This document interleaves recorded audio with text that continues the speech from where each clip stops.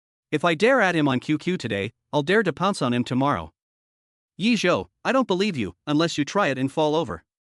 After getting Yi Zhou's QQ number, Lin Xianyue got into her Maybach and drove off.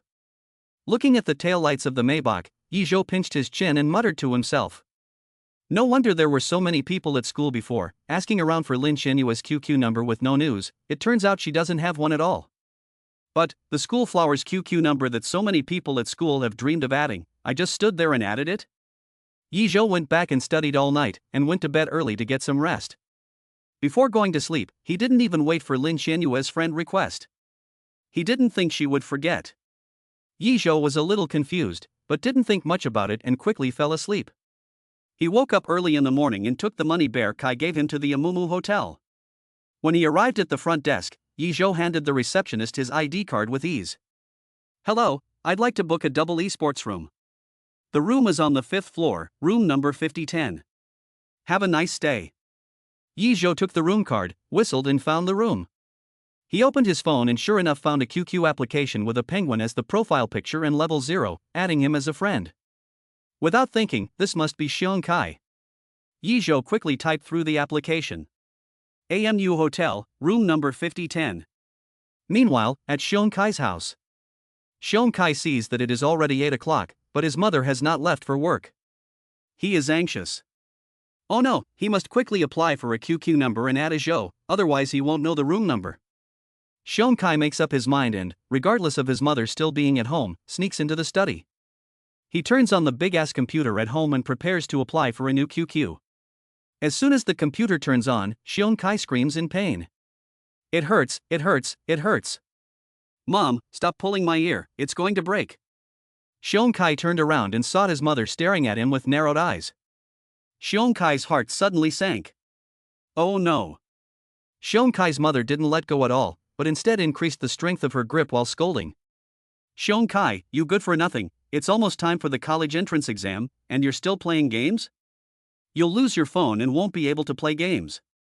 Now you're not even going to leave our big-ass computer alone, are you? I can see that you're really hungry. Mom, I had a study date with Yizhou today, I just used QQ to contact him. Don't use Yizhou as an excuse for me, if you knew how to study, even a dog wouldn't eat shit. Xiong Kai's mother knew her son's character too well, and bluntly retorted. Then she folded her arms and said unceremoniously. You're not going anywhere today. Since I'm not working, I'll personally keep an eye on you studying. No, Mom, Don't call me Mom until you finish those few worksheets today. Xiong Kai saw that his mother was so resolute in her attitude, and he wanted to cry but had no tears. He knew that he definitely wouldn't be able to go out. Xiong Kai silently said in his heart. Zhou, buddy, I'm sorry. Lin Family Manor, main villa, living room. Lin Xianyue sat on the sofa, staring intently at the message Yizhou had sent her an hour ago. Amumu Hotel, room 5010. This. Yizhou wants me to go to a hotel? This. We've only added each other on QQ, and there's been no progress in our relationship yet. But he is Yizhou, should I go or not? If I go, should I wear a short skirt? The weather seems to be quite nice today, it won't be cold. And maybe wear a pair of black stockings. Or. Oh dear, but if I really go, will Yizhou think I'm a very casual girl? Lin Xianyue sat on the sofa, torn between happiness and fear. She was happy that Yizhou was actually willing to call her out alone. She was afraid that the place they were going to was a hotel. Although she wasn't resistant to Yizhou, they were still in high school after all. So, Lin Xianyue was torn for a whole hour, unable to decide whether she wanted to go or not. Hello? What the hell, did your mom catch you using the computer? Yizhou was dumbfounded when he received a call from Xiong Kai on his mom's phone. Xiong Kai said with annoyance. Yeah, my mom made me finish my homework before I could go out. Man, I'm screwed today. Zhou, I'm beeping. Xiong Kai hadn't finished speaking when Yizhou hung up on him. Xiong Kai looked at his phone in puzzlement, thinking Yizhou must have hung up so quickly because he was angry. But he didn't worry about it, and just invited him to dinner the next time they met. Xiong Kai just didn't know. Yizhou felt like the sky had fallen when he learned that he had never added him on QQ. If that new number wasn't Xiong Kai, then it could only be Lin Xianyue. Holy shit, the sky has fallen. Yizhou felt a tingle down his spine as he thought about the message he had sent with his room number, which had actually been sent to Lin Xianyue. He glanced at his phone, relieved that Lin Xianyue had not replied and had not actually come over. If Lin Xianyue's family knew that she had come to a hotel with a guy, wouldn't they be worried that she would be assassinated by a hitman in no time, then sealed in a barrel of cement and thrown into the sea? Yi Zhou was so scared that he quickly took out his phone and edited the message to Lin Xianyue again. Sorry, Lin Shanghua, don't take the message I just sent you seriously, I sent it to the wrong person. This time, Lin Xianyue replied within seconds.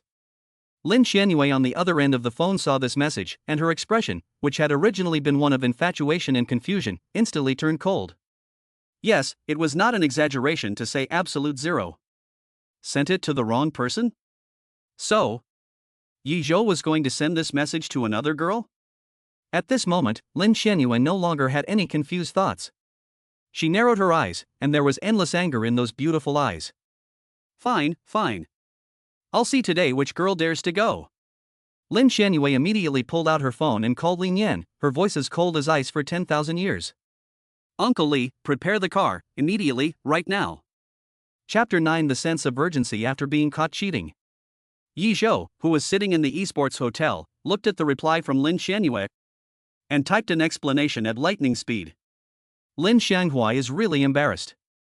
Xiong Kai had a date to play games with me at the esports hotel today, and I was going to send him the room number, but I sent it to you by mistake. Don't get me wrong, I really didn't mean to send it to you. I don't want you to come to the hotel. After Yi Zhou sent the message, he waited for a while and found that Lin Xianyue no longer replied to him. He let out a sigh of relief. Phew. I guess it's all good. She definitely won't come now. At most, she'll think I'm too frivolous. Hey, I've really embarrassed myself. Yi Zhou let out a few bitter laughs before returning his attention to the computer. Now that Xiong Kai couldn't come, Yi Zhou didn't think it would be fun to play the game alone, so he planned to end the game and start studying. What Yi Zhou didn't expect was the two messages he sent to Lin Xianyue afterwards. In Lin Xianyue's eyes, they were not even explanations, in her opinion, they were pure sophistry. You were going to send it to Xiong Kai, but you sent it to me instead? Yi Zhou, do you take me for a 3-year-old? You and Xiong Kai must have added each other as friends a long time ago. We only added each other as friends this morning, but you can't have mistaken the person if you just took a quick look, right? You must have added some new girl's QQ, and you mixed me up with her. Humph. If I catch you in a hotel with some other girl today, you're dead. Lin Xianyue sat in the back seat of the Maybach, looking at the chat box, and the grip she had on her phone grew stronger. The aura she exuded was terrifying.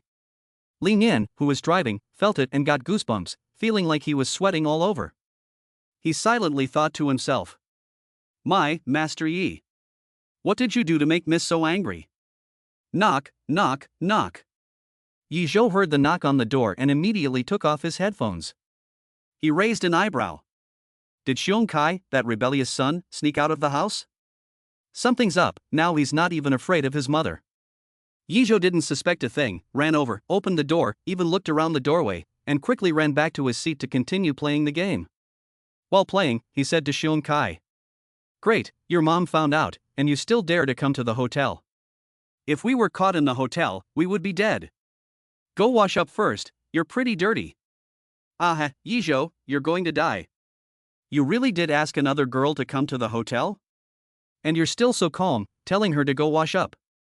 Yi Zhou, why are you like this? Hearing these harsh words, Yi Zhou, who was playing a game, trembled all over and almost slid off the esports chair. He looked sideways in disbelief. Where was there any Xiong Kai? In front of him stood Lin Xianyue, fresh and lively, exuding an icy aura that was simply too cold. No. Why is Lin Xianyue here? Yi Zhou's voice trembled as he said, Lin, schoolflower, why are you here? You sent me the message. I already explained, I sent it to the wrong person, I was going to send it to Xiong Kai. Lin Xianyue sneered. If it was Xiong Kai, then why did you just say that you were dead if his mother caught you? Because the college entrance exam is coming up soon, and his mother doesn't want him to play games. Really? Then what did you mean by go wash up? Lin Xianyue's voice grew colder and colder, and there was even a trace of imperceptible self-deprecation in her tone. Are you trying to tell me that you can't play games without taking a shower? Moreover, Yi Zhou clearly saw a look of disappointment in her eyes. Yi Zhou froze for a moment, and his emotions became complicated. At this moment, it seemed that Lin Xianyue's feelings for him no longer needed to be doubted. If Lin Xianyue didn't like him, Why would she question him with such an attitude and expression? In fact, based on those heartbeats, he could have inferred this a long time ago, but Yizhou just found it too ridiculous.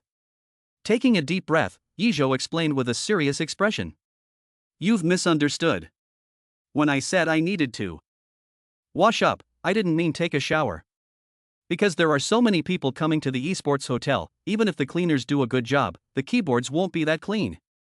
So every time Xiong Kai and I come here to play games, the first thing we do is use toilet paper to moisten the keys and scrub the keyboard again. Upon hearing Yizhou's explanation, Lin Qianyue's eyebrows twitched. The overwhelming coldness in the air around her dissipated. However, Lin Qianyue was still skeptical. But you've been friends with Xiong Kai for a long time, so how could you confuse us? This is an even better explanation.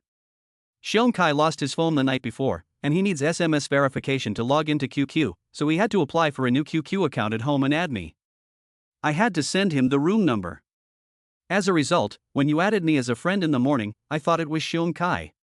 After listening to this, Lin Qianyue narrowed her eyes and looked condescendingly at Yizhou, who was sitting in the esports chair. It seemed as if she was considering the truth of his words. The atmosphere in the room instantly fell silent. A minute later. If I explain it like this, it seems like there's nothing wrong with it? It seems like I misunderstood Yizhou. My attitude and tone just now were basically questioning Yizhou, but we are only classmates now. Will this make Yizhou think I'm very strange? Lin Qianyue, how can you forget the truth that impulse is the devil? You're so stupid. I was so angry just now that I rushed in directly without thinking about it. What should I say now? Good society is dead. Hearing Lin Qianyue's thoughts again, Yizhou also reacted. Ha! Right. Lin Qianyue and I are just classmates, and now we are at most neighbors. Even if I really asked another girl to the hotel and she found out, it seems that nothing terrible will happen. Then why did I feel a sense of urgency just now, explaining hurriedly after being mistakenly caught cheating? Seeing Lin Qianyue's embarrassment to the point of picking her toes, Yizhou took the initiative to break the silence. Lin Qianyue, you believe now that I sent the wrong message, right? Well, I misunderstood. Then, if there's nothing else, Lin Qianyue, you can go back. It's not good for others to see you in a hotel with a guy. Yizhou didn't dare to be alone in a hotel room with Lin Qianyue for too long. If the Lin family found out, he would be dead or useless. Lin Qianyue did not leave, but looked around the entire room, and finally fixed her gaze on the other computer next to Yizhou. She pointed at the computer with her pale, soft fingers, her tone clear and cold. I want to try playing a game too. Go back? Little Yizhou, you're the one who called me here. I'm not leaving so easily now that I'm here. Chapter 10, a two-player game in a hotel. Ha, a classic. Yizhou muttered to himself, then said. We can play, but still, not here, okay? Why? Why can Xiong Kai play but I can't? Xiong Kai is a big black egg, but you can play with him. Am I not prettier than him? Oh, so you did ask another girl after all? Hearing her thoughts, Yizhou's eyes went dark. Xiong Kai is dark, but he is only a tan. Calling him a big black egg is a bit personal. Okay, if you don't mind, let's play for a while. What games can you play? I can play anything. Lin Qianyue puffed up her chin and said in a slightly arrogant tone. Yizhou was very surprised at her appearance. It seems that Lin Qianyue is still a hidden internet-addicted girl. 10 minutes later. Yizhou's face was a mess. Lin Flower Girl, I asked if you knew how to play LOL, and you said you were very good, but when you got in, you couldn't even release the skills. You said it was a keyboard problem. When you switched to PlayerUnknown's Battlegrounds, someone hit you in the face, but you wouldn't release the left button even when they were pressing it. You said it was a mouse problem. Now you're playing Plants vs. Zombies. Why did you plant the sunflower in the first row? Are you going to tell me it's a computer problem? It's not a computer problem. Lin Qianyue froze for a moment and looked sideways at Yizhou. A hint of determination flashed in her cold gaze. This is called protecting our brains from being eaten. 6. Yizhou laughed. Lin Qianyue was not a gaming expert at all, she was a total noob who had never played a computer game before. But she was both inexperienced and loved to play. Forget it, Lin Qianyue, if you're inexperienced, don't play. I'm not inexperienced. Feeling offended by Yizhou's comment, Lin Qianyue asked with a serious expression. Then why are you so good at it? There's nothing else, just practice makes perfect. After listening to this, Lin Xianyue pouted, refusing to get up and insisting on continuing to play. Helpless, Yizhou found a 43.99 minigame and open forest ice fireman for her to play. This time, Lin Xianyue finally had a sense of the gaming experience. She stared intently at the screen, her slender fingers tapping awkwardly on the keyboard. Those beautiful eyes gradually began to shine with pleasure. Yizhou, what's the name of this game? Forest Ice and Fireman. Oh. Lin Xianyue nodded, then clicked on the next level. Seeing Lin Xianyue playing the game like a child, Yizhou couldn't help but laugh, then began to size her up. Before today, Lin Xianyue had never had a QQ account, nor had she played any games. It was obvious that she had had very little online entertainment since childhood. Moreover, knowing that Lin Xianyue had not had the love of a mother in her childhood, and that her father had been away at work for many years, she had been left alone in a large house, surrounded only by servants and housekeepers. Yizhou could easily guess that Lin Xianyue's aloof personality had been forced upon her. She had not had much social interaction in reality or online, and her aloofness and social anxiety were the inevitable result. While Yizhou was thinking, Lin Xianyue suddenly turned her head. This game has a 2-player mode, you and I can play together. No good? Why not? Oh, I must have been too bad at the other game just now, so Yizhou doesn't want to play with me now. Lin Xianyue, you're really so stupid. Xiong Kai is the kind of person who is simple-minded and strong in the limbs, but you can't understand it. Yizhou's eye corner twitched, and she almost burst out laughing. It turns out that big black egg is just what Lin Xianyue calls Xiong Kai. Simple-minded and physically strong is the true understanding of Xiong Kai. Well, pertinent, correct, and to the point. Xiong Kai, who was frowning and doing his homework, suddenly sneezed twice in a row. He scratched the back of his head, his eyes clear and stupid. Hey! Did I catch a cold from the rain the night before last? Facing Lin Xianyue's invitation, Yizhou waved his hand. No, you play by yourself. I got tired of playing these little games in elementary school, so there's no way I'll play with you. 5 minutes later. Yizhou is sitting next to Lin Xianyue, frantically pounding on the keyboard, sweating profusely. He's been stuck at a certain level for a long time. Lin Xianyue has already passed, but he just can't get past it. Yizhou swears under his breath. This isn't scientific. Why can you pass, but I can't? Lin Xianyue's eyebrows lifted slightly, as usual, in a light and indifferent manner. It's nothing, just familiarity. His words were like a whisper from Galen, breaking the silence. Yizhou's face instantly flushed. He didn't expect Lin Xianyue to give him a retort so quickly. The two sat together for half an hour, and it was almost 11 o'clock. Lin Xianyue, shall we call it a day? But I'm not done yet. Lin Xianyue showed a rare expression of dissatisfaction. Yizhou couldn't help but smile bitterly. He was addicted to playing.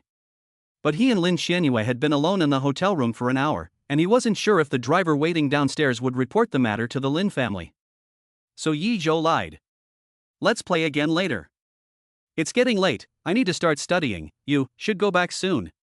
You study your studies, I'll play mine, I won't affect you. But this is not the place to study. Yizhou was determined to leave the hotel today. Lin Xianyue narrowed her eyes, are you trying to get rid of me? Yizhou, who had been exposed, was not at all panicked. Of course not.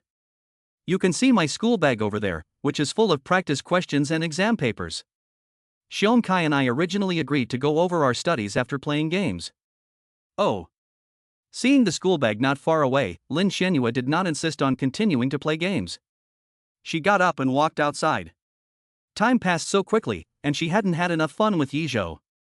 But that was fine, he had to study, and she couldn't disturb him. Yizhou pretended to get his school bag to make sure Lin Xianyue really left the hotel, and they left the room together. He planned to return to the room to study after Lin Xianyue left. Maybe Xiong Kai could sneak out to hang out for a while in the evening. But Yizhou made a mistake. As they passed the front desk, Lin Xianyue, who was walking in front of Yizhou, suddenly stopped. Why don't you go check out? Is it true? Yizhou just wants to get rid of me. And then wait for me to leave before he calls another girl over. Yizhou took a deep breath and simply went directly to check out. If I cancel the room today without her seeing me, I will never be able to get rid of the accusation that I am calling another girl to the hotel. When Yizhou returned from checking out, he indeed noticed that Lin Xianyue's icy aura had lessened. Ha ha ha, I really misunderstood Yizhou. He really was just going to play games with Xiong Kai. I'm relieved. Chapter 11, The Maybach is truly remarkable. After leaving the AMU hotel, he bid farewell to Lin Xianyue. Yizhou simply chose the nearby city library and planned to study there in the afternoon. He found a quiet corner on the second floor and took out a set of questions and placed them on the table, ready to kill time. Little annoying questions, I'll write you to death. At that moment, the chair opposite was suddenly pulled away. Yizhou looked up blankly. He saw Lin Xianyue sit down opposite him without saying a word. Lin Xianyue, why are you following me? Lin Xianyue's brows furrowed slightly, and her tone was a little dissatisfied. I'm not following you. Then why are you in the library too? Lin Xianyue took a canvas bag from nowhere and pulled out exam papers from it, placing them on the table. She looked indifferent and said, I'm here to study too. Yizhou was at a loss for words. After a long pause, he said, okay. But why do you have to come to this library in particular? I'm a member here, what's wrong with coming here? Lin Xianyue said, taking out a golden card from her small purse.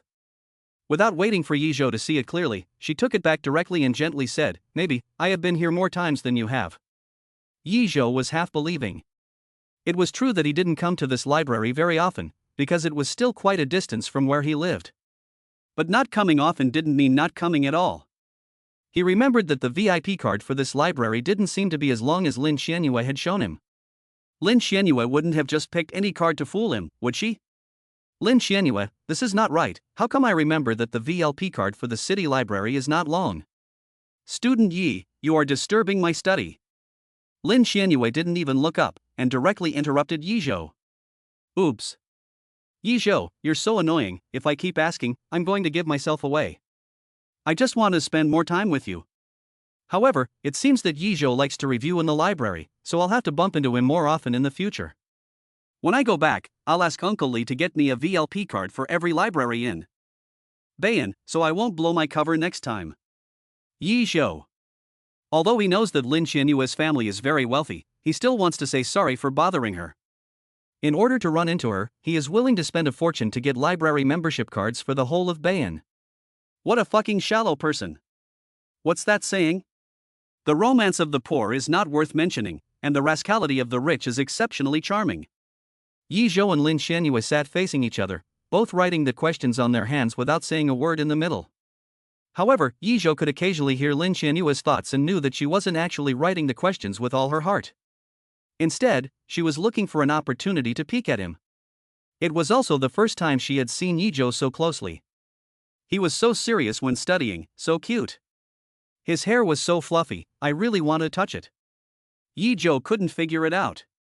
He recalled when he was a senior in high school, after Lin Xianyue transferred to Bayan No. 1 Middle School, it seemed that he had never spoken to Lin Xianyue at all except in some necessary situations.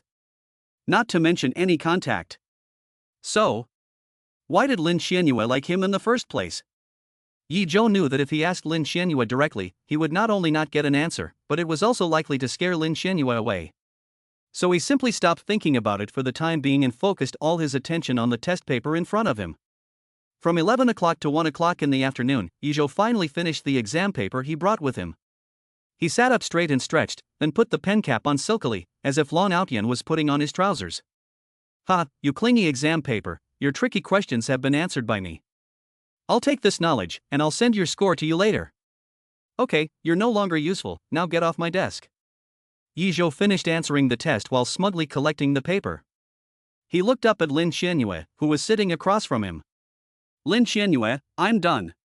Me too, she said. After a pause, she added, I'm going to go back now. Alas, I'm a little reluctant to leave, but there's nothing I can do. I've been with Yizhou since morning, and just now I deliberately came to find him to study together. If I keep making excuses to hang around with him, I'm sure he'll figure it out. I don't know when I'll get another chance like this. Yizhou's eyes drooped slightly, and suddenly his tone changed. Lin Xiang, it's almost time for dinner. If you're not in a hurry to go back, how about we have dinner together? Lin Xianyue's eyes lit up instantly. She immediately picked up her canvas bag and stood up straight from her chair. But the next second she saw Yizhou's shocked gaze. Lin Xianyue was taken aback, and she realized that she seemed to have acted too hastily. Yi Zhou saw two blushes instantly appear on Lin Xianyue's cheeks, like the most delicate spring petals being lightly brushed by morning dew. She lowered her head to look at her toes, her long eyelashes fluttering slightly, concealing the shyness and unease in her eyes, but the slightly raised corners of her mouth still revealed an unmistakable trace of joy. Cough cough, let's go. Yi Zhou coughed dryly. In order to prevent Lin Xianyue from continuing to feel awkward, she quickly got up and walked out. After Yi Zhou left, Lin Xianyue calmed down quite a bit. She lifted her head, smiled, picked up her canvas bag, and chased after the teenager's footsteps. Her steps were light and skipping. Yi Zhou originally wanted to go eat fried noodles or something. But then he thought, if he likes it, Lin Xianyue might not like it. After all, she is the daughter of a wealthy family living in a manor, so he simply took Lin Xianyue to eat Korean barbecue. He heard online that girls love this stuff. Lin Xianghua, let's go to Dongta Old Man's Barbecue. It's newly opened and the online reviews say it's quite good. Okay. With Lin Xianyue's approval, Yi Zhou was about to order a ride on his phone. But soon, the black Maybach pulled up steadily in front of the two. Lin Xianyue smiled slightly. Don't order a ride, just get in my car. Ha ha ha, Yi Zhou, this time I finally tricked you into my car, right? Yi Zhou's eyebrows rose, and his tone was very dissatisfied. What do you mean? Is having a car something to be proud of, and does having a Maybach look down on Didi? Saying this, he opened the car door and sat down with a thump, seriously saying, I want to see for myself today what is so great about this Maybach. In fact, as soon as Yi Zhou got in the car, he almost let out a comfortable cry. Damn. Sitting in this Maybach S680, it's really fucking comfortable. The Maybach is truly amazing. Lin Xianyue smiled and got into the car as well. The driver, Lin Yan, smiled and turned his head and said, Miss, Master Yi, where are we going? Dongta Grandpa's Barbecue. Okay, miss. Lin Yan nodded, and the car quickly drove off. However, Yi Zhou instantly frowned. His expression became extremely vigilant, and his eyes looked fiercely at Lin Yan. We haven't met before, have we? Then how do you know who I am? Chapter 12, How can I bear to let you spend money? Lin Yan, who was driving, was obviously a little surprised to hear Yi Zhou's question. But after just a few seconds of silence, he laughed and said, Don't be nervous, young Master Yi. It was the young lady who mentioned you after she moved to the new community. After all, you and the young lady were in the same class at school. It's just as Uncle Li said. Lin Xianyue also chimed in. Damn. That was close. Luckily, Uncle Li reacted quickly. He must get a raise. Yi Zhou's eyes narrowed. Hearing Lin Xianyue's thoughts, he realized that the driver knew information about him that she had definitely not mentioned by chance. Oh, I see. I was being too sensitive. Yi Zhou did not expose the two of them. Lin Yan's driving skills were very good.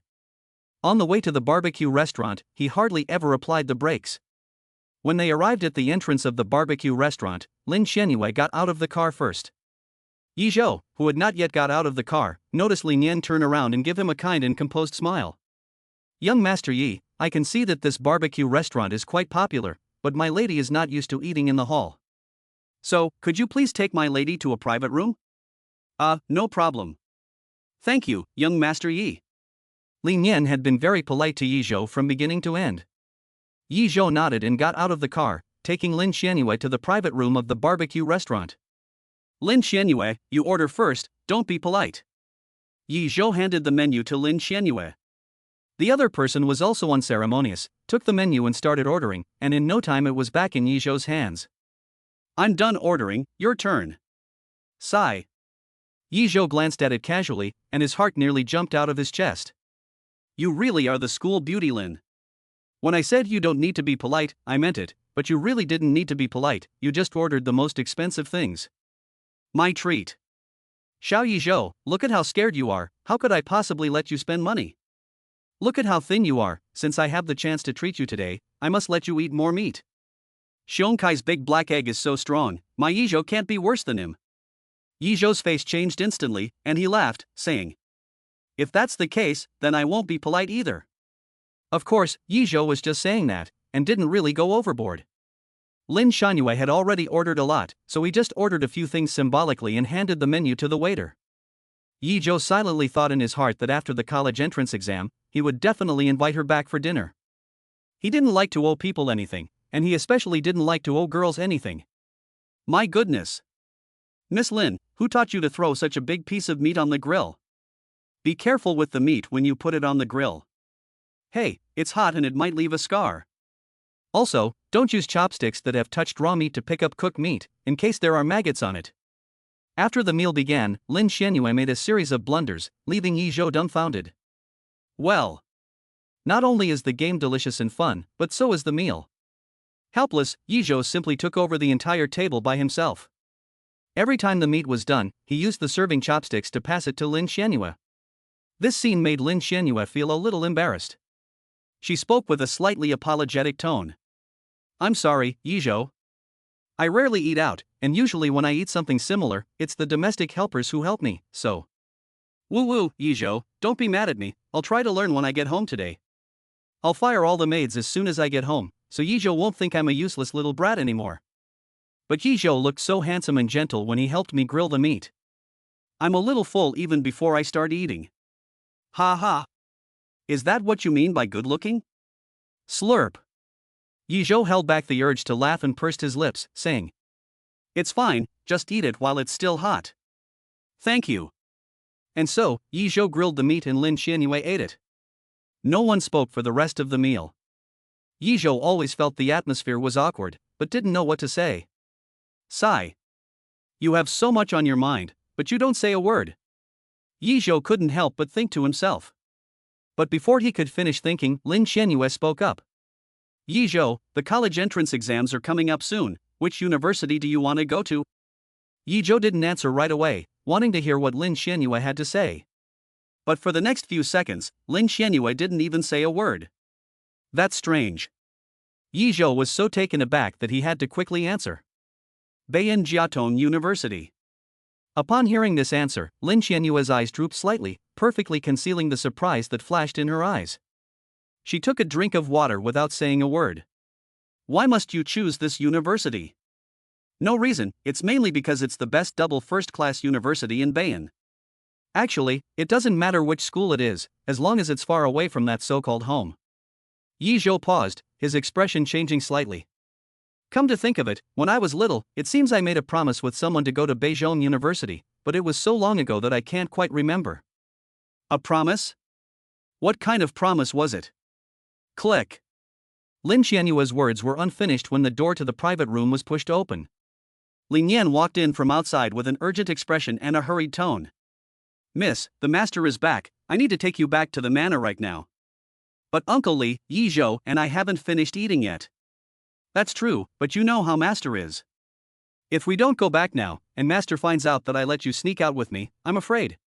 Lin Yan said, looking in the direction of Yi Zhou, and didn't continue. Lin Xianyue's eyebrows furrowed, showing an extremely reluctant expression. I don't want to go back. This is the first time Yi Zhou and I have eaten together, and it's been interrupted like this. It's so annoying. Why did Dad have to come back now? It's clearly the middle of the week. Seeing Lin Xianyue's silence, Lin Yan said to Yi Zhou apologetically. I'm really sorry, Yi young master, my boss came back at the last minute today, I have to take Miss home now. Yi young master, you can continue eating here without worry, I've already bought for Miss and you. Yi Zhou was stunned for a moment, and without thinking much, he quickly said. That's fine. Lin Xianyue, if there's a chance next time, I'll treat you to dinner, just order whatever you like. Lin Xianyue nodded with little expression, and then left with Lin Yan. However, as soon as they stepped out of the private room, her cheerful voice drifted back to Yi Zhou's ears. There'll be another time, that's great, so we'll have barbecue next time. But then, it'll be my turn to grill for Yi Zhou. Chapter 13, I'm afraid my father has a crush on me. After Lin Xianyue left, Yi Zhou was full after just a few bites. Since it was still early, he simply put his school bag on his back and found another quiet place nearby to study. Until the evening, Yi Zhou received a call from Xiong Kai on his mother's phone. Hello? Ah Zhou, I've finally finished the exercises my mother assigned, and I'm suffering. Welcome back, Dragon King. Ugh, don't associate me with that crooked-mouthed Dragon King. Meet me at the Wanda Plaza by the Daming Palace. I'll buy a SIM card so we can keep in touch. Hurry up, then, I'm nearby. After hanging up the phone, Ijo packed his things and got up to go to the Wanda Plaza. Wanda Plaza, ladies' watch counter. Chen Shi and her best friend Su Miao stood in front of the counter. Chen Shi, the former school flower of Bayan No. 1 Middle School, and the fact that she was a dance major made her shine brightly in school for almost 3 years of high school. It was only after Lin Xianyue transferred to the school in her 3rd year of high school that her popularity was overshadowed. Chen Shi's family lives in the same community as Aunt Yizhou's family. When Jialan learned that Yizhou and Chen Shi had both applied to Bayan No. 1 Middle School, she spared no effort in getting Yizhou and Chen Shi to get along well. Cici, the last time you looked at the 700-odd model, it was a bit expensive, and it's normal that your mother didn't want to buy it for you. I think this 388 model is quite good too. You can buy this one for now and wear it, and then get a new one after the college entrance exam. Chen Cici looked at the watch that Su Miao was talking about and nodded slightly. I also think this one is quite good, but I just called my mom and she didn't pick up. I guess she's busy. Let's wait a little while, and once I ask my mom for the money, I'll buy it right away. You're pretty, and it will look great with a little skirt in a matching color. Chen Shi was very happy to hear her best friend's praise. She asked Su Miao. By the way, Miao, last week was your birthday, have you tried on the dress I gave you? No, I haven't. My father is home today, so I can't even put on makeup, let alone try on a dress. I'm afraid my father has a crush on me. Chen Shi was shocked. How could that be? That's your father, how could he possibly have feelings for his own daughter? What's impossible about it? Think about it, Shi. It's very possible that something like this could happen. After all, apart from the fact that my father is my father's filter, he's just an ordinary middle-aged man. But that's just your speculation, isn't your father acting like that yet? Su Miao shrugged her shoulders and spoke in a frivolous tone. So what? The young sales associate standing at the counter had heard the entire conversation between Chen Shi and Su Miao. His facial muscles twitched uncontrollably. What? What kind of outrageous statement is this? The young sales associate suppressed the urge to smack Su Miao's face and forced a professional smile. Dear ladies, our counter will be restocking tonight, so we will be closing early at 7 o'clock. If you want to buy this 388 Burberry watch today, I'm afraid you need to hurry. Closing at 7 o'clock? Chen Shi was slightly startled. There were only 10 minutes left until 7 o'clock. But now her mother hadn't returned the call. After thinking about it, Chen Shi didn't want to make another trip here tomorrow, it would be too much trouble. So she looked at Su Miao for help. Miao, why don't you lend me some money first? When my mom sends me the money later, I'll pay you back. But I don't have that much on me right now. If it's really not possible, I'll help you. Hey! Look at those two guys outside, are they Yizhou and Xiongkai? Chen Shi looked in the direction Su Miao was pointing and sure enough, she saw the familiar figure. It really was Yizhou. That's perfect, Auntie Yizhou has always been fawning over your parents, hasn't she? You just call him over and let him pay for the watch. Besides, he still has a secret crush on you, he'll be more than happy to have this chance to give you a present. Chen Shi hesitated a little at Su Miao's suggestion. Cici, don't hesitate, there are so many boys at school who like you, they would kill for this chance. But you only gave Yizhou the opportunity, and it's his honor. He should thank you for giving him this opportunity. Besides, you have let him buy things and run errands for you before, and this time it's just a little more expensive. After a pause, Su Miao said with righteous words. To see how much a boy likes you, you have to see how much he is willing to spend on you. Miao, I think you're right. Chen Shi was not hesitant after being lectured by Su Miao. This is the perfect opportunity to test how much Yizhou likes her. So Chen Shi took Su Miao by the arm and walked towards Yizhou together. Yizhou and Xiongkai had just met and were about to go to the mobile phone store when they were blocked by two pretty figures. Chen Shi came to Yizhou with her arms folded and a haughty expression on her face. Yizhou, I want to buy a watch, but I don't have enough money, so you can lend me some. Su Miao chimed in. Yizhou, you have to hurry, that store is closing in 10 minutes. If you like Chen Shi, you should go buy it for her. Before Yizhou could say anything, Xiongkai next to him started blasting. No, do you two have some kind of serious illness? Can't you buy what you want by yourselves? Why do you need Yizhou? What are you getting so worked up about? You're not the one who has to buy it. Chenxi rolled her eyes and looked back at Yi Zhou. Yi Zhou, it's been a month since I went to the school entrance exam, and we haven't seen each other since. It's not too much to ask for a gift when we meet again, is it? Yi Zhou didn't say anything, but just looked in the direction they had come from, the ladies' watch counter. TSK. Chenxi must be planning to buy the Burberry watch that her aunt mentioned on the phone last time, right? Seeing Chenxi flirting with Yi Zhou, and Yi Zhou not rejecting her at first, Xiong Kai suddenly became anxious. Before, Chenxi would ask Yi Zhou to run errands and deliver small gifts during the holidays. Xiong Kai scolded him many times about this, but Yi Zhou remained silent and never retorted. Xiong Kai gradually came to believe that the rumors were true and that Yi Zhou really liked Chenxi. Otherwise, why would he be willing to do those things? But in the current situation, it was obvious that Chenxi was using Yi Zhou as a cash machine. How could he just stand by and watch his best friend become a clown? Xiong Kai hurriedly said. Zhou, snap out of it. Even if you really like Chenxi, you can't be a toady. You can go after her in an open and aboveboard way, but not in this kind of fawning way. Yi Zhou didn't respond to Xiong Kai, but simply said indifferently. What are you thinking about? Xiong Kai froze. Chenxi and Su Miaomiao glanced at each other, and both burst out laughing. Chenxi snorted lightly. Xiong Kai, listen, what are you thinking about? Yi Zhou wanted to buy it for me, so why are you meddling? But as soon as she finished speaking, Yi Zhou cast a strange and complicated glance at her. That is there a possibility that I was saying the words, "You're thinking about eating shit," to you? Chapter 14. Regardless of the facts, isn't there anything wrong with him? Hearing Yi Zhou's words, Chenxi's smile instantly froze. Su Miaomiao's smile also disappeared. According to the law of conservation of smiles, the smile will not disappear, it will only be transferred to the faces of other people. For example, Xiong Kai laughed his head off. Ah, Zhou, you just scared me. It turns out that you were talking to the two of them. Chenxi and Su Miaomiao were both dumbfounded.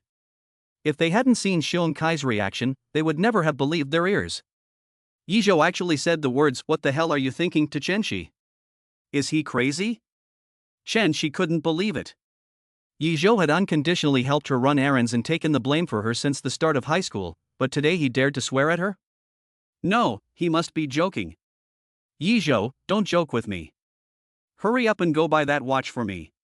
I really like it, and the store is about to close. Do you really think I have to buy it for you just because you like it? Yi Zhou said indifferently, and then added. Anyway, I don't have a penny, but I can give you a way to make enough money in 10 minutes. What way? Chenxi asked subconsciously. Yi Zhou pointed to the mall entrance, where people kept coming and going. Look, go over there and set up a bowl. If someone walks by, just ask them for money. You'll make a lot of money that way. But then I'll be a beggar. Chenxi's face showed her anger. But Yi Zhou just smiled easily and said. If you just let me buy you things, isn't that also begging? Chenxi was furious. How could she be a beggar? So she was immediately prepared to argue back, but when she opened her mouth, she didn't know where to start. On second thought, Yi Zhou seemed to be saying. It seems fine. But why would Chenxi admit her mistake? She was the school beauty queen, after all. She was always right, even when she was wrong. I don't care, you have to buy me that watch today, or I'll never let you see me again. Is that a promise? Then it's a deal, you made your own promise. Yi Zhou's eyes lit up. For a spoiled brat like Chenxi, who had been pampered since childhood, Yi Zhou would rather be 100,000 li away from her. Before, when he went to Chenxi's class to look for her, he was completely forced to do so by his aunt. If he didn't go, she would cut off his living expenses. Now it was different. He was about to graduate from high school, and Yi Zhou no longer had to put up with his aunt's threats or maintain that ridiculous relationship with Chenxi. Yi Zhou, you. Chenxi stamped her foot in anger, her face turning red with shame. She never imagined that Yi Zhou would make her look so embarrassing in front of Su Miaomiao and Xiong Kai. Let's go. Xiong Kai, didn't you want to buy a mobile phone? Oh, right. Xiong Kai snapped out of the shock of Yi Zhou's anger towards Chenxi and hurriedly caught up to him. Chenxi was so angry that her chest was heaving and her eyes were beginning to redden, and she could see that Xiaozhu was about to fall. Seeing this, Su Miaomiao finally reacted, shouting at Yi Zhou. Yi Zhou, are you crazy? How dare you treat Chenxi like that? You hurry up and come back here and apologize to Chenxi. The loud voice attracted the attention of many passers-by. Yi Zhou waved his hand. It's nothing, don't worry about it. People like her usually have problems over at the old cemetery. Ah Zhou, what's wrong with you today? Although it was particularly gratifying to see you antagonize Chen Shi and Su Miaomiao, weren't you being nice to Chen Shi before? Xiong Kai couldn't help but become curious as he walked some distance away from Yi Zhou. Yi Zhou's expression remained unchanged. That's because my aunt insisted on ingratiating herself with Chen Shi's parents, and in order to keep getting my living expenses, I had no choice but to do that. Then why did you? There's just over a month left until the college entrance exam, and I've saved up enough money for next month's living expenses. And after I go to college, I'll be able to earn money too, so I won't have to live my life looking over my shoulder anymore. Xiong Kai's eyes widened in an instant. Ah Zhou, I always thought that you put up with your aunt and Chen Shi because you were afraid and didn't want to offend them. I never imagined that for all these years, you've been putting up with them on purpose. What else could I do? Starve to death on the streets? Yi Zhou let out a bitter laugh. Xiong Kai gave Yi Zhou a thumbs up. Awesome. Yi Zhou's gaze fell from the giant shopping mall window to the outside world. The stone that had been weighing on his heart for more than 10 years had finally been removed. He felt an unprecedented sense of relief. Meanwhile, Chen Shi saw Yi Zhou leave without looking back, and big teardrops fell down her face. She felt extremely aggrieved. Meow meow, why do you think Yi Zhou spoke to me in that tone and manner? Leaving aside the fact that he made me buy the watch, isn't he at least a little bit wrong? Before Su Miaomiao could say anything to comfort Chen Shi, her phone rang. Seeing that her mother had finally returned the call, Chen Shi connected the call with particular grievance. You, Mom. Shi?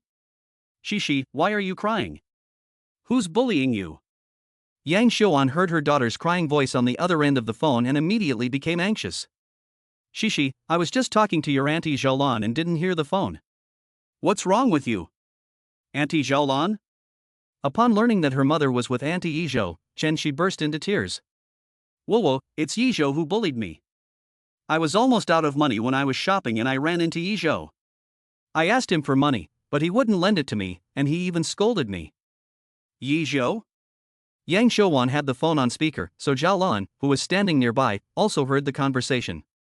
Zhao Lan was full of shock and quickly said, Shi, I'm your Auntie Zhao Lan. Have you made a mistake?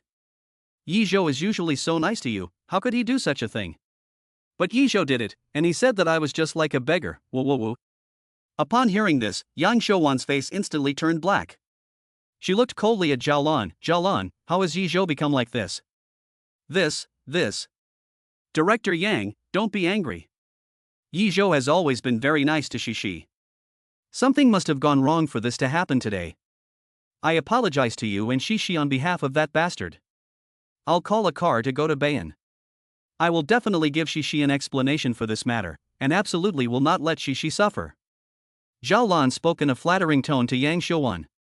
Inside, she had already been scolded by Yi Zhou. Yang Xiuan's face was cold. As soon as possible, the college entrance exam is coming up soon, and I don't want this negative emotion to affect Shi's college entrance exam.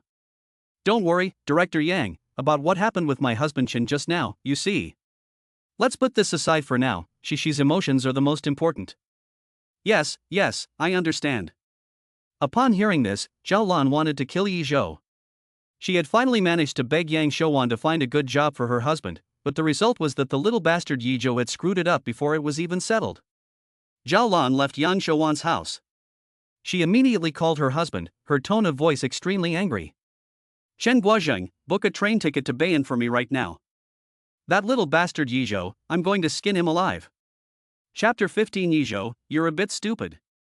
Let's get this old model, it's only 78 yuan, enough for me to use until the college entrance exam is over. Xiong Kai finally chose an old model with oversized buttons. It looked like he was old for his age. After Xiong Kai saved Yi Zhou's phone number, he put his arm around Yi Zhou's shoulder. Let's go, Ah Zhou. To celebrate your anger at Chen Shi and your plan to get rid of your vampire aunt, today my treat. That's okay, we can just find a street stall to eat at. You finished your physical exam now, so your mom shouldn't have given you that much living expenses. Xiong Kai laughed. You're right, I am a bit short of money. In the end, the two of them found a street stall in the night market to eat, and then went their separate ways. Over the next 2 days of holiday, Ijo didn't go anywhere and stayed at home all the time to study. No matter what was going on outside, Ijo didn't care at all. Until the afternoon of the last day of holiday. Ijo finished the last exam paper, stretched for a long time, and his eyes looked a little sad. At this stage in other people's children's lives, their parents would be concerned about them in various ways and make them all kinds of nourishing food. For example, "Son, don't put too much pressure on yourself. It's okay, son, just work hard, even if you don't do well on the exam, you still have your parents. Son, take a break, your mom made you some pork rib soup, go drink some." Ijo has never had such an experience. On the surface, Ijo doesn't seem to feel anything, but in fact, every night when he comes home from school, he sees all the brightly lit windows along the road, and when he realizes that none of them are for him, loneliness quickly engulfs him. He also longs for care and love. Ding dong. The sudden ring of the doorbell pulled Ijo out of his low mood. Ijo froze for a moment, then got up to open the door. Lin Xianyue was back. She was wearing a simple beige long skirt today, with a simple white blouse on top. This combination of clothing did not lose her aloof temperament, but also added a touch of the unique tenderness of a young girl. Ijo was so mesmerized that he even forgot to speak. Seeing this scene, Lin Xianyue's eyes flashed with an imperceptible cunning. He, it really paid off to dress up today. Ijo's eyes are glued to the scene, why don't you come to the bowl? Ijo, are you busy right now? No. Hearing that Ijo was not busy, Lin Xianyue revealed a rare smile. Then come to my house and play forest ice and fire people together. Ijo's head was buzzing, and he thought he had become stupid from studying too much, and for a moment he did not react. What the hell? If I heard it right, Lin Xianyue was inviting me to her house to play 4,399 mini-games? Forest? Ice fireman? Yes. Lin Xianyue nodded seriously, not feeling anything wrong at all. Oh, judging from Ijo's expression, it seems like he doesn't really want to play with me. But I specifically asked Uncle Li to get me a computer so that I could play with Ijo. Seeing Lin Xianyue's serious expression, Ijo really didn't want to refuse. Okay. The child has finally learned a game, so what if I don't play with her? Okay then. Ijo entered Lin Xianyue's house for the second time. What was different from the last time was that there was a lot more furniture in her house, all of which looked more expensive than Ijo's life. In the corner of the living room was a brand new computer desk, and the screen on the desk in the Seascape room host computer left Ijo dumbfounded. Holy cow! RTX 4090D, L914900K. No, you're not going to play 4,399 mini-games with such a high configuration? The graphics card will catch a cold from you. Ijo let out a burst of complaints. Forget it, who can blame someone for being rich? While he was in shock, Lin Xianyue was already sitting in front of the computer. She turned her head and patted the vacant seat next to her, her eyes revealing a hint of resentment. Can we start? Come on over, Ijo. I can't wait. Hurry up, I can't wait to play your game. Ijo pulled the corners of his mouth and sat down next to Lin Xianyue. And so, a very strange scene was born. Two 18-year-old high school students sat in front of a computer with a configuration of tens of thousands of dollars, playing a 4,399 minigame. Because they were sitting very close to Lin Xianyue, and because the two-player game shared a keyboard. So while playing the game, Ijo could clearly smell the sweet fragrance emanating from Lin Xianyue. It was a little intoxicating. What's more, he occasionally accidentally touched Lin Xianyue's arm. The smooth texture of her skin made Ijo's heart beat uncontrollably. After playing for a while, Ijo gradually became aware of something amiss. He was afraid that Lin Xianyue would mind, so he kept sitting as far away from her as possible, and kept his movements small, so as not to make physical contact with her. Even so, he still kept making physical contact with Lin Xianyue. Wow, Ijo's skin seems to be pretty good, it doesn't feel rough at all when you touch it. Luckily, he didn't join the sports class with Xiong Kai, that big black egg, or his skin would definitely be pretty bad. But if Ijo had joined the sports class, he would have played basketball a lot, and don't all the guys who play basketball like to take off their clothes? Then I could he. Ijo's scalp tingled as he listened to Lin Xianyue's thoughts.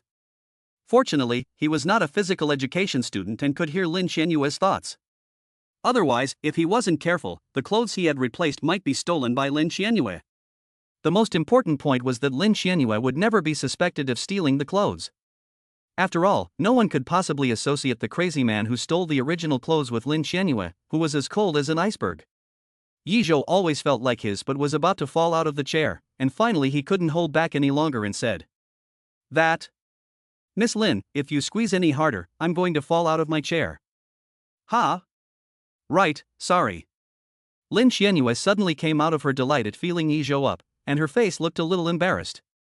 She quickly sat inwards a little, and her movements subsided considerably. From then on, Lin Xianyue focused all her attention on the computer. Lin Xianyue seemed to have been born with a natural talent for Forest of Fire and Ice, and she always managed to quickly pass each level. Yizhou, however, had a hard time playing the later levels, and found himself unable to pass several of them. Lin Xianyue's eyebrows knitted together, and her voice drifted dreamily into Yizhou's ears. "Yizhou, you have to jump faster. I'm always the one waiting for you at the checkpoint. Yizhou, you're going the wrong way. That's not how you pass this level. Yizhou, you're a bit dumb. Yizhou, you're both clumsy and playful." Chapter 16, Of course you have to put the person you like in bed. Yizhou looked blankly at Lin Xianyue. "Buddy, didn't you call me to your house? How did it become that I'm both clueless and fun-loving? This is really the upside-down heavenly stems." But to be fair, Yizhou admitted that he was not as skilled as others, and Lin Xianyue was right to say that he was clueless. Even so, the two of them played from 6 p.m. until after 8 p.m. Yizhou's stomach was really starting to grumble, so he tentatively asked, "Shall we go get something to eat?" "Okay." Oops, they were so engrossed in the game that they forgot about the time. Lin Xianyue nodded lightly, turned off the computer, and went out with Yizhou. There was a small night market near the residential area, and the residents liked to come here at night to eat. Yizhou leads Lin Xianyue through the night market, and they get 99% of the attention. Lin Xianyue seems very uncomfortable in this situation, and subconsciously lowers her head and hides behind Yizhou. "Ah, there are so many people here, I really want to go back." No, Lin Xianyue, you have to be brave. Just think of them all as cabbages and radishes, just a bunch of cabbages and radishes looking at you, don't be nervous. If you don't even have the courage for that, Yizhou will definitely look down on you. Yizhou walked in front of her, and Lin Xianyue's thoughts kept drifting into his ears. He didn't realize that Lin Xianyue was actually so resistant to crowded environments, and immediately stopped walking. "If you're not used to this kind of environment, I'll take you to a place with fewer people to eat." "No need." Lin Xianyue looked up and replied expressionlessly. But inside, she was whining non-stop. "It's okay, if you're not used to this place, there's a night market nearby with fewer people, we can just take a taxi there." "Really, I've never been to a place like this before. I think it's quite novel, I just don't feel comfortable with so many people." Lin Xianyue shook her head firmly. Yizhou was about to insist on changing the place, but soon heard her heart's true feelings. "Really, it's not necessary. This is the legendary night market, I've never been here before. The air here is filled with a delicious smell, sha. There should be a lot of junk fried food and carcinogenic barbecues here, right? I really want to try them. I think I can eat them once. I don't think I'll die, right? Yizhou? If I die after eating this once, how come I'm still alive?" Seeing that Lin Xianyue was actually quite interested in this place, Yizhou didn't insist on taking her somewhere else. He simply picked a stall he often ate at and sat down, waving at the owner. "Boss, 10 skewers of grilled tendons, 10 skewers of grilled beef, 20 skewers of grilled squid, and..." Lin Xianyue's face changed slightly. "You don't need to order so much. These things are not healthy, I'll just have a bite." "Ha, I don't believe you. What do you mean?" Lin Xianyue looked at Yizhou with puzzled eyes and repeated her explanation, "I really will only have a bite." But Yizhou just smiled. 10 minutes later. There were dozens of iron skewers in front of Lin Xianyue, and Yizhou hadn't even taken a few bites of the skewers that had been ordered. She had almost been left with nothing. She looked a little embarrassed. Yizhou looked at Lin Xianyue with a half smile. "Just one bite? It's more like a billion bites, isn't it?" Being teased like this by Yizhou, Lin Xianyue sat up straight, remembering what she had just said, and her cheeks instantly flushed. It turned out that Yizhou had eaten so well before. Damn, I didn't realize these little things were so delicious, and I couldn't hold back anymore. At that moment, Lin Xianyue seemed to have made up her mind. She looked up at Yi Zhou and said straightly. Can I order some more? Ha? Seeing the girl's cold eyes reveal a pleading expression, Yi Zhou almost didn't hesitate to turn his head and shout at the boss. Boss, bring 30 more skewers. Okay. The boss happily responded and soon came back with the skewers. Yi Zhou was a regular here, and the boss had long since recognized him. Seeing that Yi Zhou was not alone today, and that the person he had brought along was a girl who was incredibly beautiful, the boss laughed and said, Hey, Yi, you've got a girlfriend? Yi Zhou almost spit out the meat in his mouth, and his eyes bulged. However, Lin Qianyue did not think so. That's nice to hear, boss, if you're a good talker, keep it up. Before Yi Zhou could say anything, the boss continued. This girl is pretty, Yi Zhou, you're so lucky, you two are a perfect match. No, boss, she's not my girlfriend, we're just classmates. The boss gave a knowing smile. Okay, I understand. Today you're a classmate, tomorrow you'll be my sister, and the day after that you'll be my little baby. If you're not the boss's little baby, you're just a kebab. This is a whole lot of nonsense, and it's going to be a test. The boss left with a smile on her face. Yi Zhou quickly said to Lin Qianyue. Miss Lin, don't get me wrong. I come here to eat a lot, and the boss was just joking with me, so don't take it to heart. Lin Qianyue's expression did not change much, but the blush that rose to her ears was clearly visible. Of course you have to care about someone you like. Of course, someone you like not only has to be cared for, but also be put to bed in the future. Yi Zhou's eye muscles twitched, thinking to himself, you dare to say that in your heart. If you're capable, you really try to put me to bed. I promise I won't pull you into the covers and then show you my watch that glows in the dark. Cough, eat up, it won't taste as good if it gets cold. Yi Zhou nudged the kebab towards Lin Qianyue. He discovered that this girl seemed to have no contact with not only the internet, but also things like night markets and kebabs. Things that ordinary people take for granted seemed very novel to her. From her words, Yi Zhou slowly realized that not only did she have no social skills, it seemed that her father had forbidden her from contacting many things. Maybe even rich people are not that free and happy. It was almost 10 o'clock when Li Nian appeared silently beside the two. Young Master Yi, it's getting late. If you're done eating, please take my lady home. The night market is not like other places. There are a lot of drunk people here at night, and it's easy to get into trouble. Oh, okay. Yi Zhou nodded, knowing what Li Nian was worried about. Usually, he is fine eating alone in the night market until late at night, but today he brought Lin Qianyue with him. She was already the focus of the entire night market, and it was inevitable that she would encounter drunk people coming to harass her. However, Lin Qianyue didn't have the slightest intention of getting up. I'm not done eating yet. Uncle Li is always spoiling my fun. Yi Zhou heard Lin Qianyue's thoughts and was very dissatisfied with Uncle Li. He couldn't help but say, Uncle Li is right, the night market is quite chaotic at night, so let's come back next time. Okay, but you buy that for me first. Lin Qianyue pointed behind Yi Zhou. Yi Zhou looked back and saw a food stall, Kaiyun Cotton Candy. Chapter 17, Eating Melons Until They Land on Your Head. You want to eat cotton candy? Lin Qianyue nodded gently, her eyes sparkling with anticipation. Well, I haven't eaten it before, I want to try it. Okay, then tonight we'll eat everything you've never tried before. The food stall was full of colorful cotton candy, and it was not just Lin Qianyue who was a girl. Even Yi Zhou, who was a guy, found the stuff quite attractive. He could easily guess why Lin Qianyue had never tried cotton candy before. Her father must have said that it was full of coloring and unhealthy. Wow! These cotton candies are really cute and pretty, and I don't want to eat them. The pink and blue ones both look so delicious. Which one should I get? I'm so torn. Hearing Lin Qianyue's confused thoughts, Yi Zhou gave a small smile. Boss, I'll take the blue one. How about I get you this pink one? I'm fine with either. Lin Qianyue nodded with restraint. But the impatience in her eyes had already betrayed her. When the boss handed the cotton candy to Lin Qianyue, she finally couldn't help but break into a radiant smile. The entire night market seemed to brighten up because of her smile. Lin Qianyue opened her cherry lips and took a small bite, her rosy little mouth flashing her pink little tongue in and out, her expression overflowing with joy. Seeing this, Yi Zhou handed her the blue cotton candy he was holding. Hey, Lin Qianyue, why don't you try some of mine? Lin Qianyue looked at Yi Zhou doubtfully, you're not going to eat it? I suddenly remembered that my blood sugar is high and I can't eat something so sweet. It's a waste to throw it away, so you can eat it together. Yizhou has high blood sugar and can't eat something so sweet? In that case, I can only reluctantly eat it for him, otherwise it will be a waste. Then in this way I get to eat both colors, hee hee hee. Even though Lin Xianyue thought this in her heart, she still pretended to hesitate coldly before taking it from Yizhou's hand. Okay, I got it.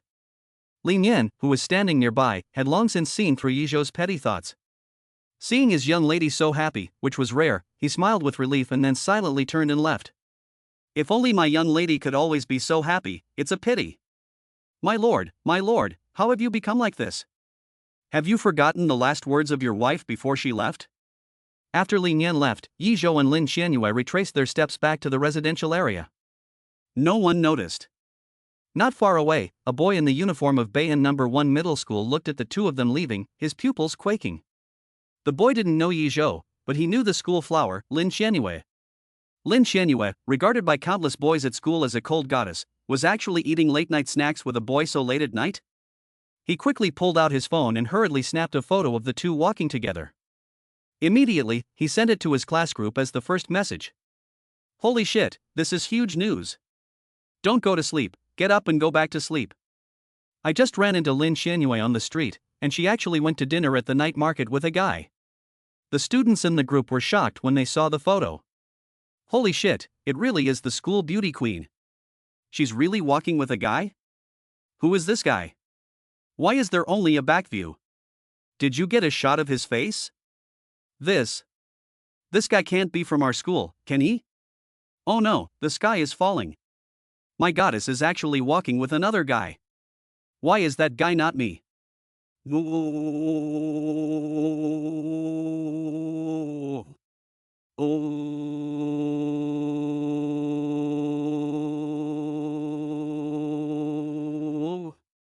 However, the two protagonists of this story were completely unaware of it.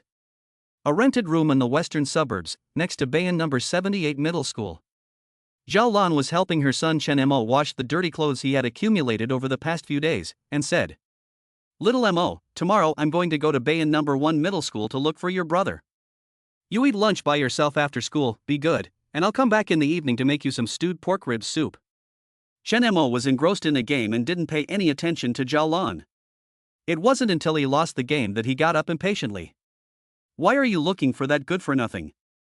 I had already talked to your Aunt Yang about arranging your father's work, but that little bastard made Chenxi cry, and now the matter is in limbo. Your Aunt Yang wants Yizhou to apologize to Chenxi before she is willing to continue arranging your father's work. Zhao Lan's tone was full of hatred when she talked about Yizhou. Chen Mo snorted. That good-for-nothing, what use is he except to be a parasite in our family? He can't even ingratiate himself with one person, he's truly useless. If it weren't for the pension money from his parents, our family would never have bothered with that scum. Mom, that good-for-nothing turned 18 last month, so according to the plan we can stop worrying about him. We've already spent all the pension money, so there's no problem with breaking up with him now. Zhao Lan nodded and said to Chen Mo in a doting manner. You're right, but for now we need to deal with your father's work. Once that's done, whether that little bastard Yizhou lives or dies is none of our business. Ha, that's right. We should squeeze the last bit of value out of him. Chen Mo gave a disdainful laugh and continued, Mom, give me 648 yuan. The college entrance exams are coming up soon, and I want to take the sprinting classes organized by the school. Didn't I just give you 648 yuan last week? Chen Mo's expression changed, and he quickly lied. That time it was a sprint class for physics, chemistry and biology, but this time I want to sign up for a sprint class for Chinese, math and English, which is different. Oh, I see. Alright, Mom will transfer the money to you. As long as it's something that will help you with your studies, the money should be spent. Mom, you're so nice. Chen Mo narrowed his eyes and smiled. After receiving the transfer, he used the money to recharge his mobile game account. The next morning, Yizhou pushed his bicycle through the school gate and noticed that the people in groups along the way were excitedly discussing something. Yizhou was puzzled. Usually there are quite a few small groups entering the classroom in groups, but most of them are because they got up too early, and gathering together is basically no different from a team of listless zombies. It's not like today, when they gather together in high spirits and chatter away. So, is there something new to eat? Yi Zhou was curious and happened to see Bai Xianming, who sat at the bottom of the podium in the left and right guardian positions. This guy is famous in school for being a gossip expert, and is nicknamed the listening ear of Yizhong. Yi Zhou quickly shouted. Right guardian. Ugh, Bai Xianming. Bai Xianming ran to Yi Zhou's side. Hey, good morning, brother Zhou, what can I do for you? What are everyone talking about? Is there any new fruit to eat at school? Holy shit. You don't know about the news that shook Bayan No. 1 high school last night? Cut the crap and tell me. Yi Zhou couldn't wait any longer. The news that shook Bayan No. 1 high school? It must have been earth-shattering. Bai Xianming quickly pulled out his phone, opened a photo and handed it to Yi Zhou. It was a sophomore who took a picture of our Lin University's most beautiful girl having dinner with a guy at the night market. Yi Zhou looked down at the photo. In the photo, it was the back of him walking with Lin Xianyue last night. It was fucking high definition. Shit. He got himself in the middle of the melee. Chapter 18, Your Aunt is Here. Back in class, Yi Zhou found that many people in his class did not discuss the matter. After all, the person in the photo, Lin Xianyue, was in the class, and this kind of behavior, which was a bit behind the back, was not so glorious. However, Yi Zhou was glad that the photo was deliberately taken to clearly show Lin Xianyue, and only focused on her. Instead, his back looked very blurry. Plus, at school, Yi Zhou only had the opportunity to wear a school uniform. So no one in the photo, even if they were in the same class, would recognize the boy in the photo as Yi Zhou. As soon as Yi Zhou sat down, Xiong Kai immediately covered himself with his book and spoke in a very low voice. Ah Zhou, you must have heard about it on the way here, right? About Lin Xianyue eating dinner with a boy at the night market last night? Well, that was a real shock. I didn't think that Miss Lin would ever go out with a guy in private. I'm really curious about what that guy's like. Xiong Kai was full of emotion. Yi Zhou looked suspicious. If no one else recognized him, then how come Xiong Kai, his best friend, didn't recognize the guy in the photo either? Yi Zhou asked tentatively. Xiong Kai, you didn't recognize the guy in the photo? You know I'm using an old phone, and if I hadn't heard people talking about it on the way here, I probably wouldn't have even heard the news. Xiong Kai pursed his lips and continued. So let alone seeing the photo. Besides, everyone said the photo of the guy was blurry. So if no one at school recognized the person in the photo after seeing it, how could I? Oh, that's fine then. Yi Zhou nodded. If that was the case, then it made sense. He then took out his textbook to prepare for morning reading, hoping that his identity as the male lead would not be exposed. Yi Zhou was not afraid of having a scandal, but he was afraid that Lin Xianyue would attract more attention after the exposure. After spending these few days together, Yi Zhou knew very well that she did not like this. However, Xiong Kai was the type of person who would seek someone to chat with if he didn't sleep. He rolled his eyes and poked Yi Zhou meaningfully. Ah Zhou, I heard that the night market where Lin Xianyue hangs out is the one next to your house. You just asked me that, so you're not taking the opportunity of the blurry photo to pretend to be cool and tell me that the guy you went to dinner with was actually you, right? I didn't. I don't believe you. 2 days ago you told me that Lin Xianyue moved in next to your house, and you just wanted to take this opportunity to slap your buddy in the face, so buddy, I'll oblige you. Xiong Kai's tone was sly. Then he made a particularly exaggerated expression. Oh my, Zhou, you really are Lin Xianyue's neighbor, and the person who went to the night market to eat with her last night was really you, that's awesome. Brother Zhou, why don't you give a lecture and teach me how to woo the school beauty? Brother Zhou, why aren't you saying anything, pay me some attention. Xiong Kai leaned into Yi Zhou's ear and kept babbling in a fake shocked voice. Seeing that Yi Zhou simply ignored him, he quickly lost interest and muttered something about being bored before falling asleep on the desk. Ding dong ding dong. The morning bell had just rung, and right away, the right-hand man Bai Xianming ran over to Xiong Kai. Brother Xiong, I heard you lost your phone and now you're using an old phone? Yes, I lost it, so what? Xiong Kai was in a bad mood and spoke to Bai Xianming in an impatient tone. Bai Xianming grinned, glanced back at Lin Xianyue's seat, and whispered.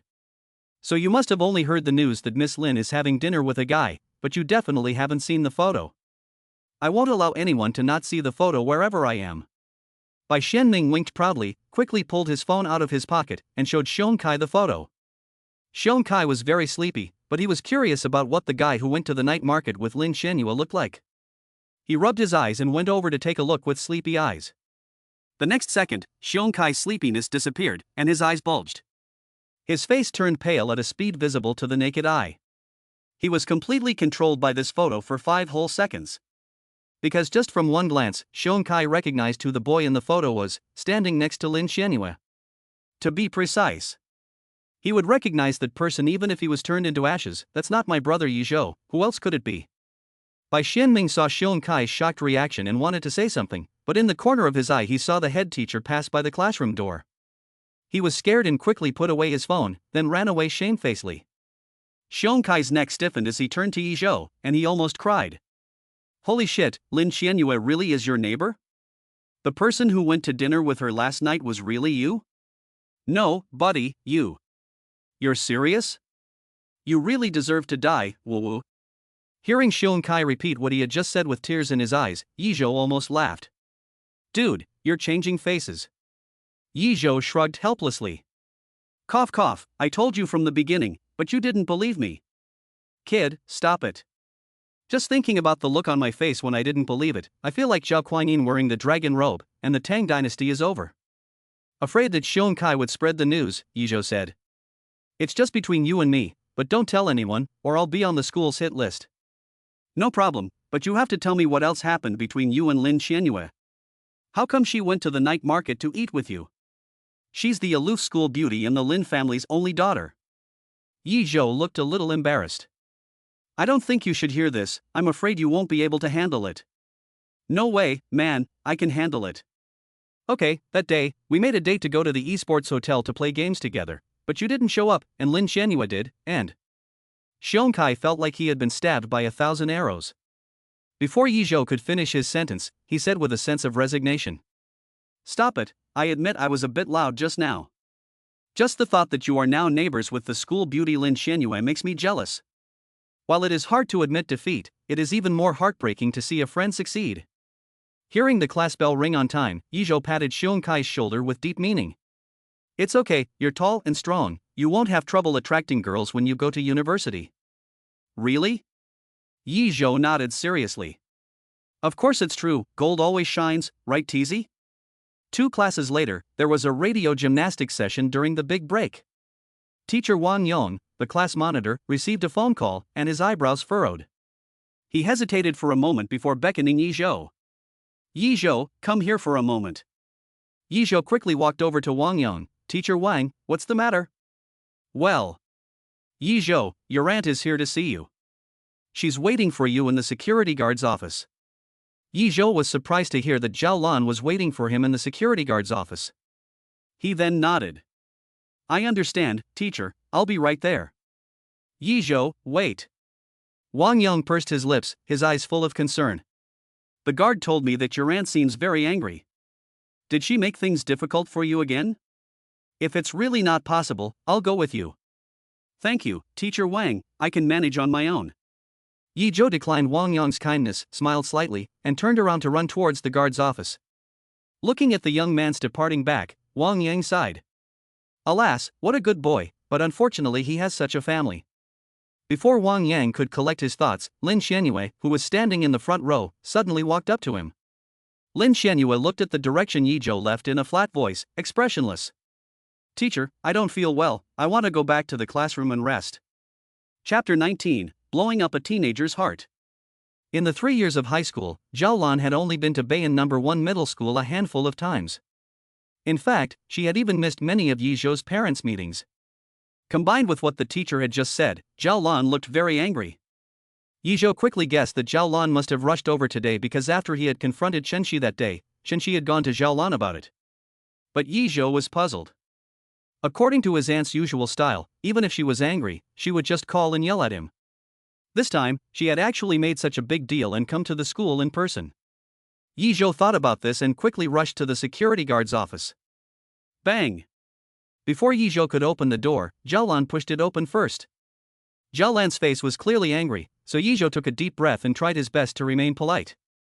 Auntie, why have you come? Ha, why did I come? You little bastard, don't you know what you've done? Zhao Lan's anger grew even more when she saw Yi Zhou acting as if nothing had happened. Didn't I call you a few days ago to ask you to buy Chen Shi a watch? You little bastard, not only did you refuse to buy it, but when you met Shinshi, you even made her cry. Are you crazy? Auntie, I told you that day that the watch Shinshi wanted was very expensive. With the monthly living expenses you give me, I can barely eat enough to fill my stomach, and I can't spare any money to buy her a watch. You're full of shit. Zhao Lan shouted angrily. She didn't care about the stares of the two guards in the duty room, and pointed at Yi Zhou's nose and scolded. Don't think I don't know that you just got a scholarship. Even if you don't have any money left over from your monthly living expenses, can't you use the scholarship money? Facing Zhao Lan's unreasonable accusations, which disregarded the stares of the people around them, Yi Zhou has long since become accustomed to this kind of unreasonable behavior over the years. He does not have strong emotional reactions and continues calmly. Auntie, I am currently in my 3rd year of high school. Apart from eating every day, I also need to buy a large number of sets of exercises and workbooks to practice, and all of this costs money. After a pause, Yi Zhou continues. I have never asked you or my uncle for money to buy these things. My scholarship is precisely for this purpose. Chen Mo is in his 3rd year of high school, just like me. The money he spent on exercise books and sets of problems must have been thousands of yuan. I know that without you having to tell me. Zhao Lan's tone was harsh, and she knew she was in the wrong, so she was at a loss for words for a moment. Indeed. As Yi Zhou said, her son Chen Mo had spent thousands of yuan on exercise books and sets of problems. On the contrary, Zhao Lan and her husband have never given Yi Zhou any money for this purpose. But Zhao Lan, being an adult, will never admit her mistake, even if she realizes that she is in the wrong. Zhao Lan crossed her arms, taking on an even more aggressive stance. Even if that is the case, you should never have treated Shinshi in that manner. Your uncle and I have bent over backwards to please the Chen family these past few years in order to make your lives and your brother Chen Mo's lives better. Your uncle has been unemployed since the new year, and I begged Shinshi's mother to find him a job. She finally agreed that day, but then you little brat bullied Shinshi and put a stop to it. Zhao Lan's voice was shrill and piercing. Her words came thick and fast, each one laced with intense accusation and disgust. Yi Zhou tried to interject to explain, but Zhao Lan simply wouldn't give him the chance, continuing. Who do you think you are? If your parents hadn't died and I hadn't raised you with your uncle since you were little, you would have been begging for food somewhere by now. You think you're so smart and superior, but you're just an ungrateful ingrate. Zhao Lan became more and more agitated as she spoke, her voice rising higher and higher. The several security guards in the duty room turned to look at her. Yi Zhou's heart completely cooled as he watched Zhao Lan, who couldn't wait to vent her unreasonable resentment onto him. Over the years, he has been right about everything. Yi Zhou no longer seems to be as restrained as he used to be. He looked up and fixed his gaze on Zhao Lan. Auntie, you said that you and uncle have been groveling to the Chen family for the past few years in order to make life better for Chen Mo and me? Zhao Lan was startled by Yi Zhou's cold gaze, but she puffed up her chest and angrily retorted. Isn't that true? Ha ha. But over the years, I have always been the one to go to the Chen family to curry favor. After ingratiating myself with the Chen family, the benefits I received were always just enjoyed by you, your uncle, and Chen Mo. So, all these years of so-called ingratiating myself with the Chen family has only made your lives better. Yi Zhou smiled at the corner of his mouth, and continued to stare at Zhao Lan and retorted. If my uncle loses his job, why should I ingratiate myself with Chen Shi and then benefit my uncle? Why can't Chen Mo go? No matter how much my uncle earns, the monthly living expenses you call me to pay are 600 yuan. It seems like giving me one more penny is a great sin for you. As for saying that I don't know how to be grateful. Auntie, ask yourself, have the three of you ever done a single chore or cooked a single meal while I was at home all these years? Yi Zhou took a breath and let out all the words that had been suppressed and hidden inside for more than 10 years. Zhao Lan looked at Yi Zhou in shock. He actually retorted? Yi Zhou, you son of a bitch, ungrateful brat. You really think your aunt has no temper, right? Since you think 600 yuan is too little, then from now on, your aunt will never give you another penny. Zhao Lan was so mad that she cursed out all the obscenities she could think of. She thought Yi Zhou would admit defeat and apologize. Unexpectedly, Yi Zhou just said calmly, Auntie, the 600 yuan you give me every month is already part of the death benefits my parents received. You. Fine, let's talk about this incident. You must personally buy that watch today and deliver it to Chen Shi to apologize to her. Auntie, you haven't even understood what happened, So why are you making me apologize to Chen Shi without distinguishing right from wrong?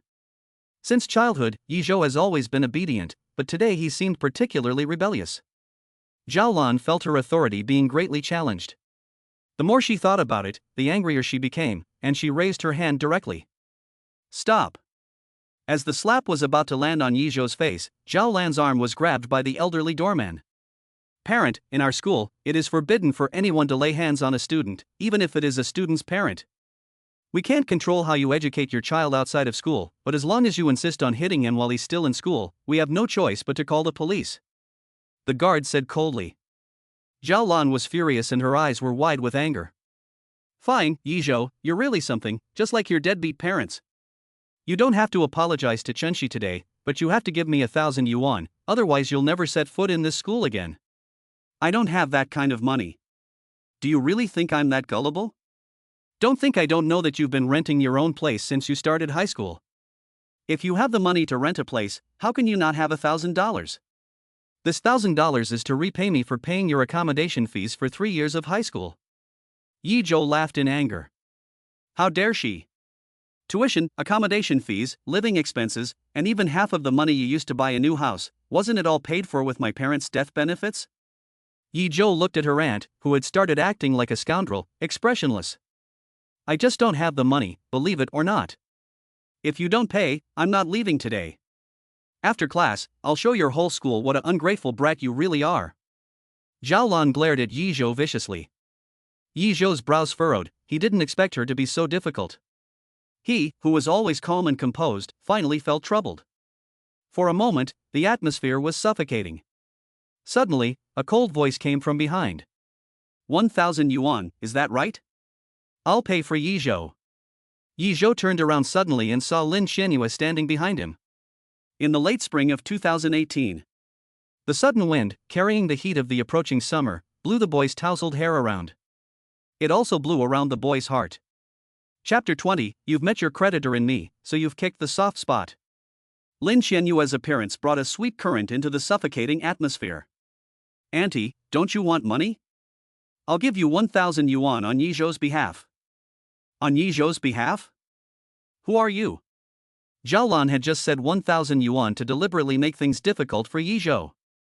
Because she had long since figured out that Yi Zhou's money for renting an apartment outside was earned from his part-time job outside every holiday. Therefore, Zhao Lan was certain that as the college entrance examination was approaching, Yi Zhou did not have extra time to work part-time anymore, and it was impossible for him to have that much money on him now. Unexpectedly, a girl suddenly appeared halfway through. Facing Zhao Lan's question, Lin Xianyue politely smiled. Hello, Auntie, my name is Lin Xianyue, I'm a classmate of Yi Zhou. Classmate? Then I don't want it. If you pay for Yi Zhou, and then try to blame it on me, what am I supposed to do? I only want Yi Zhou's money. Zhao Lan snorted. Despite Zhao Lan's tough attitude, Lin Xianyue did not flinch. She kept a faint smile on her face and spoke in a calm tone. Auntie, I can understand your concerns. However, this money was lent to me by Yi Zhou before, so this money is considered to be from Yi Zhou to you. It's not Lin Xuehua. No, Seeing Lin Xianyue, I really want to pay for myself. Yi Zhou spoke immediately. But before he could finish, Lin Xianyue gently pressed his arm and said softly. Don't worry, Yi Xuehua. Yi Zhou opened his mouth, clearly wanting to say something else. But no matter what, he couldn't open his mouth, and his nose was hurting badly. Zhao Lan looked at Lin Xianyue's determined eyes and then at the money in her hand, her eyes shining. After all, the situation in front of her was indeed a big surprise. She had intended to just give Yi Zhou a hard time, but she never expected to get 1,000 yuan for free. That was unexpected windfall indeed. Fine. Zhao Lan pretended to hesitate, but finally nodded, in that case, just give me the money. Lin Xianyue handed the money directly to Zhao Lan. Zhao Lan immediately put the money in her pocket, afraid that Lin Xianyue would change her mind. Yi Zhou witnessed the whole process and a warm current welled up in his heart. Zhao Lan took 2 steps back and looked at Yi Zhou viciously. You ungrateful wretch, I'll let you off today, but when I'm done with what I'm doing, I'll definitely make you pay. After saying this, Zhao Lan pushed open the doorman who was blocking her way. She quickly left Bayan No. 1 middle school. Seeing this, the doormen all returned to their duty room. Only Yi Zhou and Lin Xianyue were left alone. Yi Zhou sniffed and looked at Zhao Lan's departing back without much emotion. 1,000 yuan? When the day of reckoning comes, you'll have to spit out more than just 1,000 yuan. I'll show you how I'll fling evidence in your face one after the other and complete the assassination. Immediately afterwards, Yi Zhou returned to his usual self and smiled at Lin Xianyue. Thank you, Lin Xianghua, but you don't actually have to pay my aunt's money. She's just being deliberately difficult. I know. Then why did you give it to her? I just happened to see it. I don't think you should be bothered by these things, with the college entrance exams coming up soon. Lin Xianyue said with a blank expression. Silly Yi Zhou. I just don't want you to be embarrassed by your aunt in front of other people. Somewhere in Yi Zhou's heart, a soft spot was touched. He opened his mouth, but in the end, he just said. Lin Xianyue, I'll pay you back the 1,000 yuan as soon as possible. Then starting today, I'll be your creditor. But you've hit the jackpot with me as your creditor. On the way back to class, Yi Zhou's mood had improved a lot. He laughed and said. That said, you actually carry so much cash with you at school. Are you rich people also generous? Lin Xianyue brushed the stray hair in front of her face and smiled indifferently. It was just a coincidence. I don't usually carry so much cash. That was a coincidence, huh? Oh, wow. Ah Zhou, what did the teacher say to you during morning exercise? I saw you rush off after listening to him, and you didn't even do the exercises. In the third period, Xiong Kai nudged Yi Zhou under the table. My aunt is here. What? The sun's coming up in the west. Why is that old vampire looking for you? He's thirsty for blood. Come over and suck some. Seeing Yi Zhou's deep eyes, Xiong Kai realized something, but he was tongue-tied and didn't know how to comfort him. In the end, he just said. Okay, don't take it too seriously. Come to my house this weekend and let our mom cook a big meal for the two of us. Okay. Yi Zhou didn't refuse. As for Zhao Lan, it was almost over. After the college entrance exam, she would never again have the chance to make a fool of herself in front of him. Over the years, Yi Zhou had not spared any effort in keeping evidence of how Zhao Lan's family had been squandering his parents' pension. The day of reckoning was just after the college entrance exam. The moment of the hunt had arrived. Third period in the morning. Yi Zhou, unusually, was not paying attention in class. His attention kept on Lin Xianyue. He was increasingly curious about where Lin Xianyue's feelings for him came from. The third period class had just finished. The students in the class cheered. The last class was the once every 2 weeks gym class. Finally, it's gym class, and I'm going to play basketball really hard. This should be the penultimate gym class of our high school. Yes, time really flies. The students discussed this, then walked in groups towards the playground. Before they reached the playground, their teacher was standing at the entrance, beckoning to Lin Xianyue. Xianyue, come with me to the office, the teacher has something to say to you. HM. Xiong Kaishang let out a sigh of relief when he saw Lin Xianyue being called away. I was surprised. I saw the teacher standing at the entrance and thought he was coming to ask me for my homework.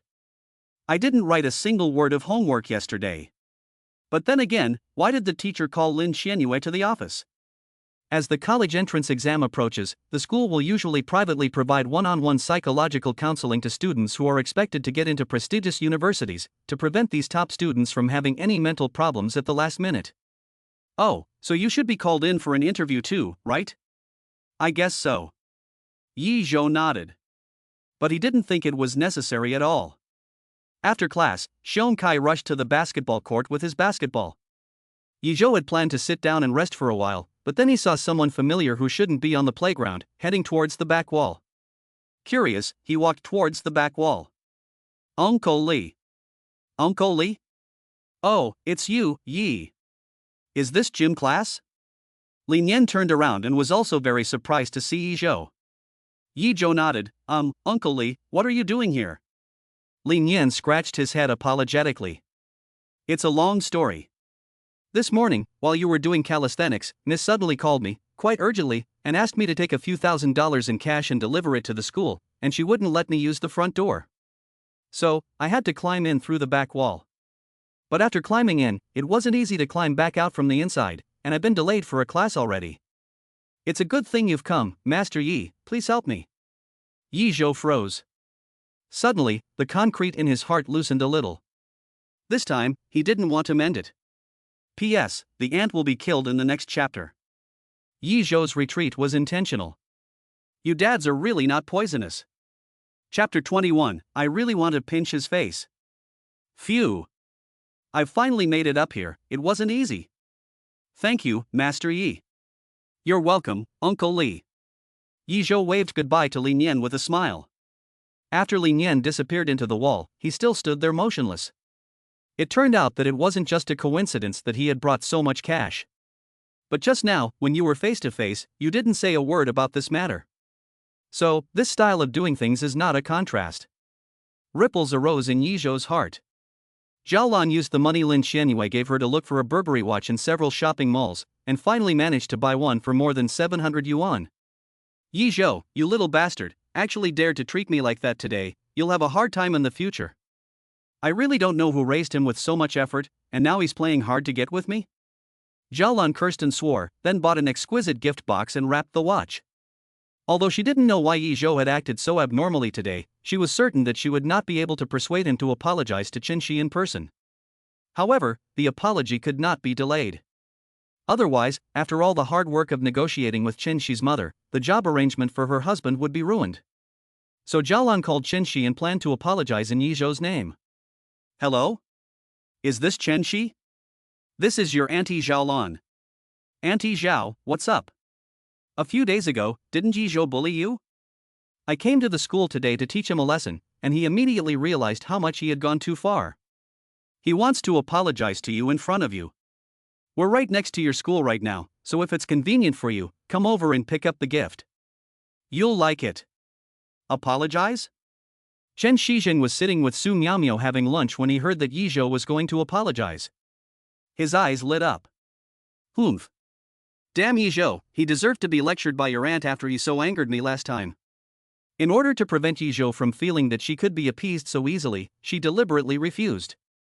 Aunt Xiao, forget it, I don't think it's necessary, I won't forgive Yi Zhou. Oh dear. Shishi, just do your aunt a favor. As for forgiving or not, you can consider it after you get the gift. Chen Shi was silent for a moment. Well, it's fine. You came all the way from Yulin, and it would be inappropriate of me not to go and meet you. Yes, Shishi is considerate. After hanging up the phone, Chen Shi gave Su Miaomiao a smile. Miao, Yi Zhou was lectured by his aunt and now he has to apologize to me. Su Miao quickly said. I knew it, Yi Zhou must have had a brain fart that day, otherwise how could he have that kind of attitude towards you?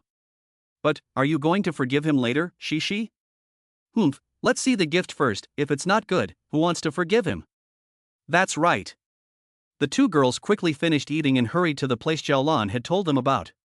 When they were almost there, Chen Shi saw Zhaolan standing there from afar. Zhaolan came up to them with a gift in her hands.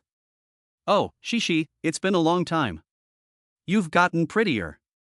Chen Shi looked around, but didn't see Yi Zhou, and couldn't help but frown. Auntie, why isn't Yi Zhou here? Ah, it's like this. You know, boys are all very proud.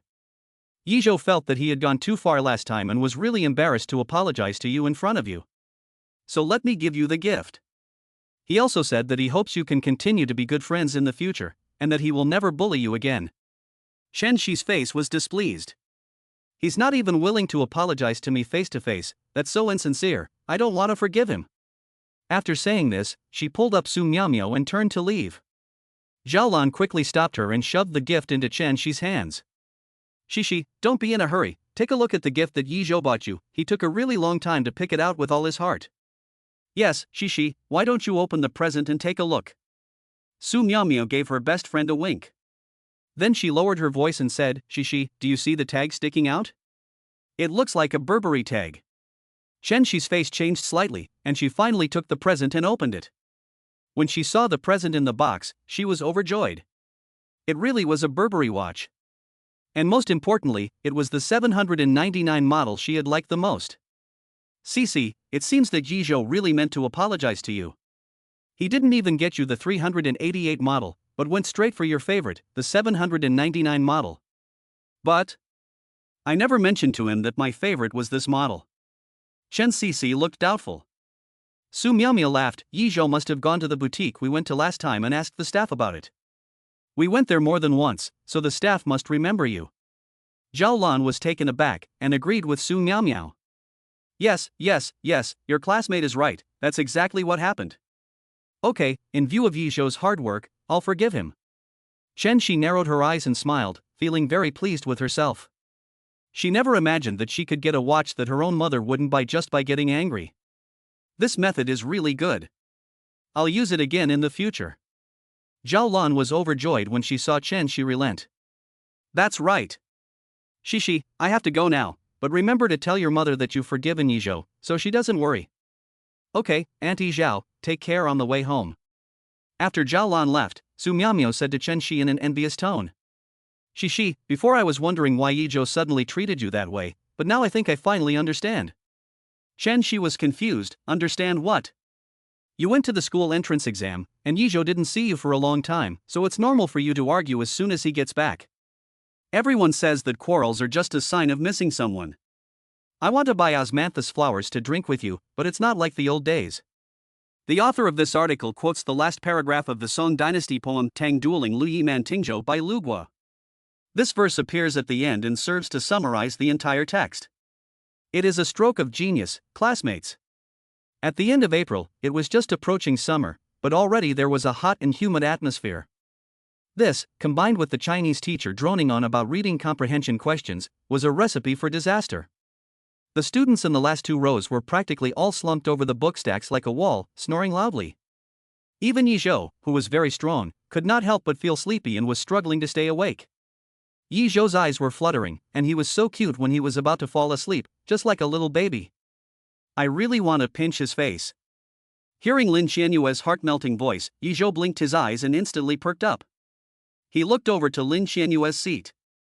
Sure enough, he found her looking back at him. Maru spicy. What the heck, why is he suddenly looking over here? Is it because my eyes are too obvious? Realizing that she had been discovered, Lin Xianyue hurriedly turned her head away, afraid to look back. Listening to her chatter, Yizhou felt more and more that this cold and aloof school beauty was simply too contrasting and cute. Chapter 22 I want to challenge my own bottom line. On Monday night, before the evening study session was about to begin, the teacher Wang Yang came to the classroom and spoke very seriously. Let me remind you that the second mock exam is in the last 2 days of this month. Excluding today, there are only 4 days left before the exam. I have emphasized many times that the second mock exam is very important, and I hope that you will all pay attention to this exam. Ding dong dong. As soon as the teacher finished speaking, the bell rang to signal the end of the class.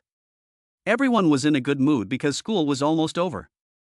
But after the teacher finished speaking, the good mood was gone. Xiong Kai was in a bad mood and said with no hope.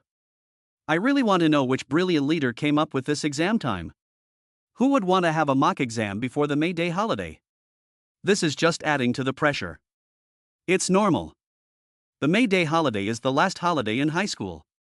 If I'm not wrong, after this exam, the results will probably be released soon. The purpose is to make students feel guilty after seeing their grades, so that they don't relax during the holiday and work hard to review. Yizhou had long since seen through the nature of arranging exams at each stage. Xiong Kai sighed. Okay. Godfather, I'm on duty today, help me out? Sure, it's just that you'll be cycling back with me tonight, so you can pick me up in the morning. It's a bit tiring. That's a pretty heavy price to pay, isn't it? Okay. Xiong Kai grumbled. Neither of them noticed that their conversation had been overheard by Lin Xianyue, who had just walked by. After cleaning up, there were no more people left in the school. Yizhou and Xiong Kai went to the bicycle shed to get their bikes. As they walked to the school gate, a figure came towards them. Ling Yan always had a smile on his face, and he said politely, Young Master Yi, Miss Lin invites you to ride back together. Yizhou and Xiong Kai were both surprised. The latter looked at Yizhou in disbelief. Ah Zhou, your relationship with Lin Flower has now developed to the extent that you can ride in her car together? I don't know either. Seeing Yizhou say this, Xiong Kai was greatly relieved.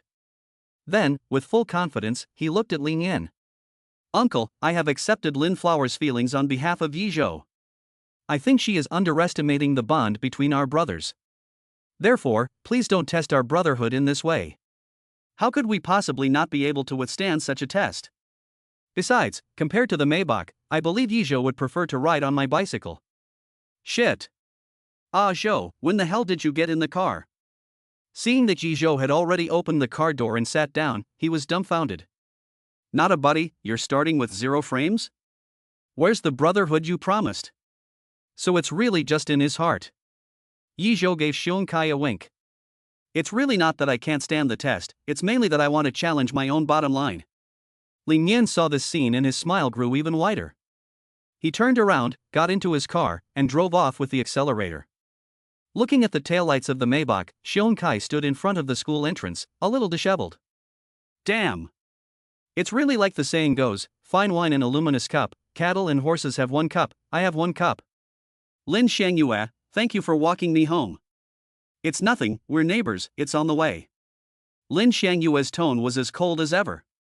In fact, deep down inside, living next door to Yizhou made things much more convenient. I have to make good use of this neighborly status. Yizhou's mouth twitched.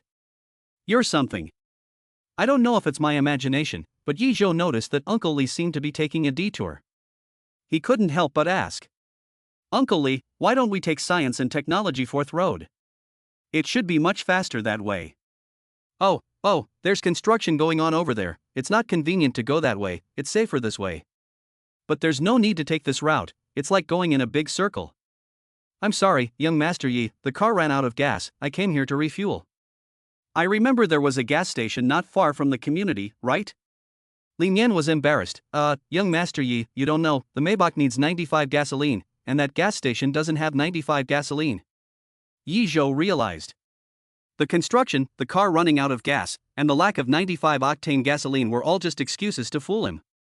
It was obvious that Lin Xiangyue had given the orders in advance. Yizhou looked meaningfully at Lin Xiangyue, who was sitting next to him. The other person had her arms folded across her chest and was expressionless. Oops. Yizhou, why did you ask so many questions? Just sit quietly in the car. In the end, Yizhou, who usually only needed 20 minutes to ride his bike to school, took 30 minutes to get home by bus. After arriving home, Yizhou, as usual, first cooked dinner for himself. Then, after eating, he worked hard on a set of comprehensive exams.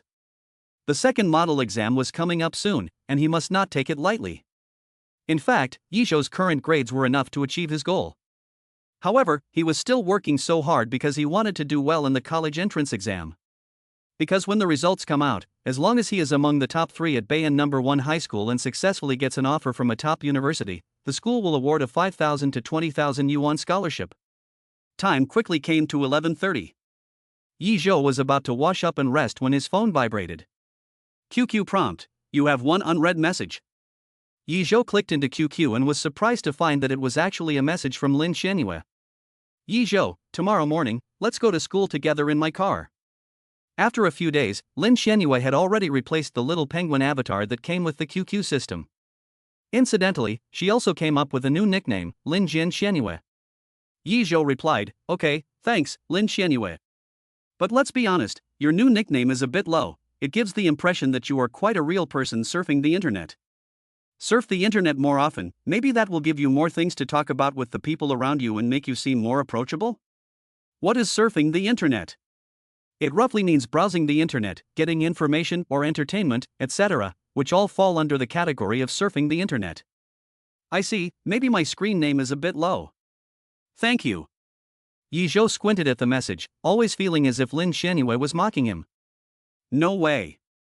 My screen name should be pretty fashionable, right? Yizhou pursed his lips and simply replied you're welcome, go to bed early, and then went to take a shower and wash up. He lay comfortably in bed and fell asleep soon after. But Yizhou never imagined that his casual comment would really get under the girl's skin. Lin Xiangyue sat alone in front of the computer, her fingers awkwardly operating the mouse. The content on the computer was reflected in her eyes, and her lips were slightly parted. In this way, we'll get closer to you? Chapter 23, Actively Responding to the 3-Child Policy.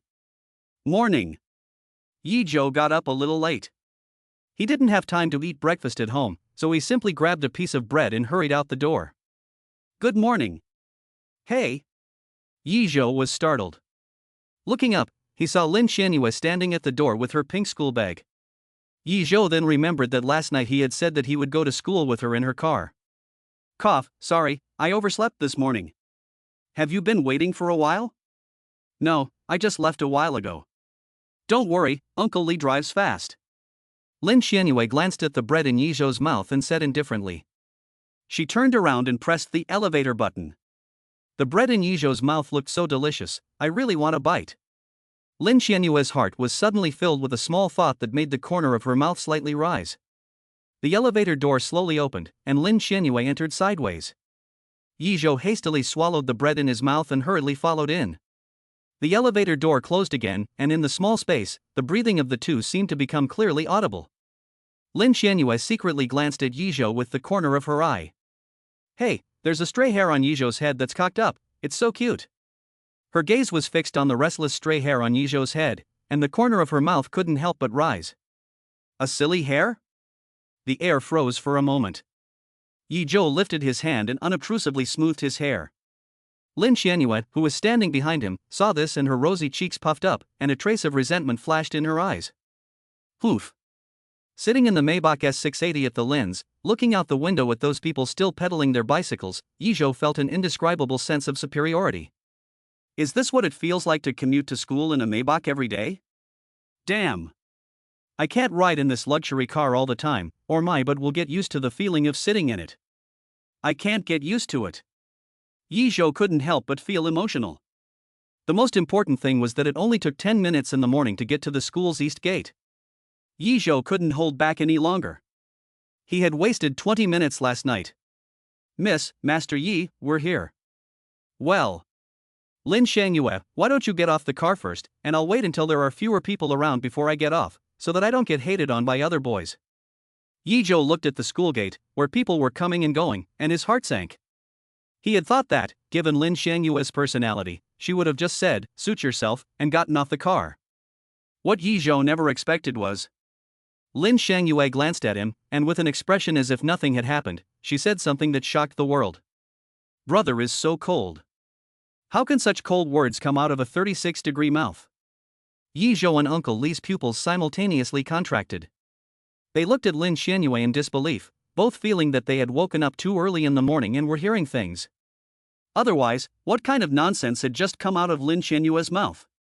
My goodness, Lin Xianyue, where did your aloof persona go? Yi Zhou swallowed, his eyes full of mixed emotions. Lin Flower Girl, this. Who did you learn this from? Surfing the internet. Lin Xianyue puffed out her chin, her expression full of smugness. Hee, I spent the whole night surfing the internet tonight. Little Yi Zhou, praise me. No hee. Like hell I will. Yi Zhou put his hands on his forehead and smiled wryly. That sentence you said is not suitable for use in this situation, and the expression doesn't go with it either. I'll go surfing again tonight and learn it all over again. Yi Zhou is ashamed. Good boy, we won't surf again in the future, it's not good for your health. Oh. Lin Xianyue resumes her aloof appearance, picks up her school bag, gets off the car and walks towards the school. In the car. Uncle Li slowly turns his head and looks at Yi Zhou pensively. Young Master Yi, did you teach my lady all this?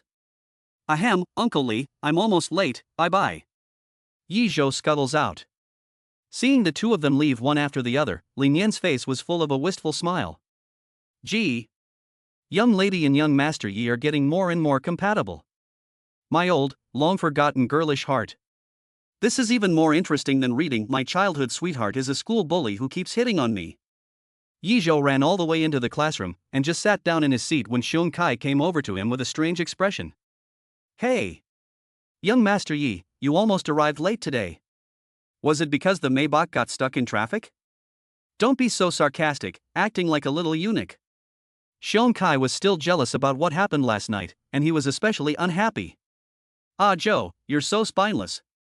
I was hoping that you could pass the test of resisting the temptation of women, but in the end Lin Xianyue used a Maybach to conquer you. What are you talking about? Yi Zhou raised his eyebrows, his face extremely serious. Comrade Xiong Kai, you're small-minded. You have a seriously flawed way of thinking. What Maybach, what capture? I admit that Lin Xianyue is a bit attractive, but which cadre can withstand such a test if they are tested with this? And I have to declare that a woman has no right to test me. The only one who can test me is the party and the state. Yi Zhou performed a set of silky moves to instantly elevate his own status. Ha ha. I'm a Sigma man. But this time Xiong Kai simply didn't buy it. He sneered. What if next time Lin Xianyue lets you get into not the car, but the bed? Actively respond to the national three-child policy. Xiong Kai's face turned red. Where's your integrity? I said, my good brother, where's your integrity?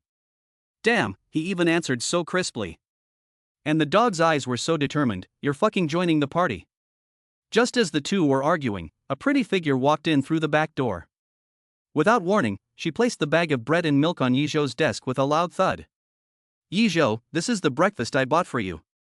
Eat it while it's hot, or you'll get diarrhea if you eat it cold. Yi Zhou and Xiong Kai exchanged glances, both surprised by the other's gaze.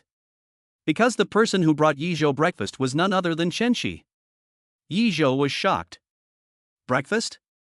For me? What else? Don't look at me like that, I'm in a good mood today, so I bought you breakfast. I'm warning you, you must eat it all, not a crumb left, got it? This is the first time I've ever brought breakfast to a guy. Chen Shi looked haughty, and her commanding tone of voice constantly betrayed her sense of superiority. Before Yi Zhou could reply, Chen Shi lifted her left hand and waved it in front of Yi Zhou's face. The Burberry watch on her wrist was particularly conspicuous. Then she snorted lightly and, in a good mood, turned around and left. A moment later, Yi Zhou came back to his senses and felt that Chen Shi was inexplicable.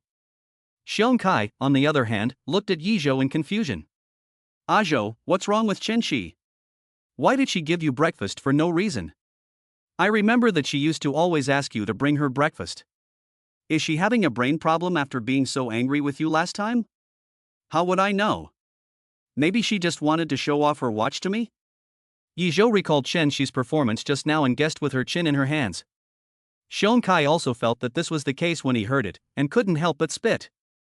What kind of full-level retard is this?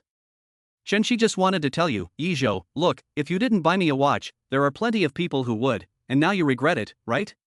She probably still thinks that if she provokes you a little with the old method, you will buy something more expensive to appease her. TSK, that's ridiculous. Meanwhile, outside the classroom, Chen Shi was in a good mood after leaving class 5.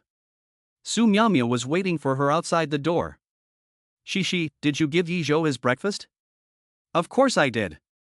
You just didn't see it, but Yi Zhou's expression of surprise and shock was just too obvious. I don't think he could have imagined that I would buy him breakfast.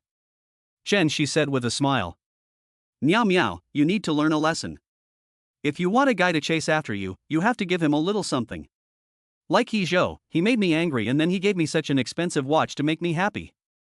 In this way, he got what he wanted in the first place, which was my forgiveness. But now I've given him breakfast, which will surprise and impress him and make him feel that it was worth it to give me a gift. In that case, in the future, he will only give me more gifts, because he will think that this way he can get more of my kindness. Men, their minds are always like those of children, so easy to read. Chen Shi looked pleased with herself.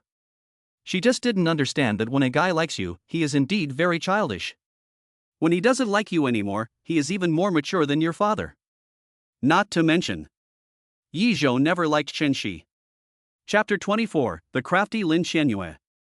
Ah Zhou, so are you going to eat this breakfast that Chen Shi sent? If I give it to you, will you eat it? Xiong Kai kept shaking his head. Just thinking about Chen Shi's T0 level face makes me unable to eat this meal, it makes me sick. If that's the case, I can't eat it either. Yi Zhou glanced at the breakfast on the table and lost his appetite completely. The reason he didn't eat was not because he was disgusted by Chen Shi's appearance, as Xiong Kai had been. After all, it was a free breakfast, so why not eat it? The reason he didn't eat this time was that he didn't dare to. From the moment Chen Shi placed the breakfast on the table, Lin Xianyue's heart kept saying the same thing over and over again. Chen Shi? What is she doing here, and why is she bossing my Yi Zhou around? Yi Zhou, she is a bad woman. Ah, don't have any contact with her anymore. Chen Shi seems to be here to deliver breakfast to Yi Zhou? How dare she? I haven't delivered breakfast to Yi Zhou yet, so why should she? Yi Zhou, you are not allowed to eat the bad woman's breakfast. If you dare to eat it, I will never play Forest Ice Fireman with you again. Oh, I'm just kidding. Lin Xianyue, you have no backbone at all. Even if Yi Zhou eats the breakfast of a bad woman, you will still play Forest Ice Fireman with him. Lin Xianyue's rich inner voice made Yi Zhou want to laugh. It's fine if you don't dare to say threatening things with your mouth, but are you really so lack of confidence when saying threatening things in your heart? Lin Xianyue, your quality needs to be lowered. Xiong Kai saw that Yi Zhou was not going to eat this breakfast, glanced at the trash can, and tentatively said, "How about throwing it away? Who knew you had forgotten the truth that every grain of food on the plate is hard-won? You are punished to copy Minong 100 times." Xiong Kai pursed his lips. "If you don't eat it, I won't eat it either. What else can I do if I don't throw it away? I'll eat it." Right-hand man by Xian Ming appeared out of nowhere. He stared at the breakfast on Yi Zhou's table, his eyes glowing green. "Brother Xiong, Brother Zhou, if you two don't want this breakfast, can I have it? I've just recently spent all my living expenses on games, so I can eat this for lunch."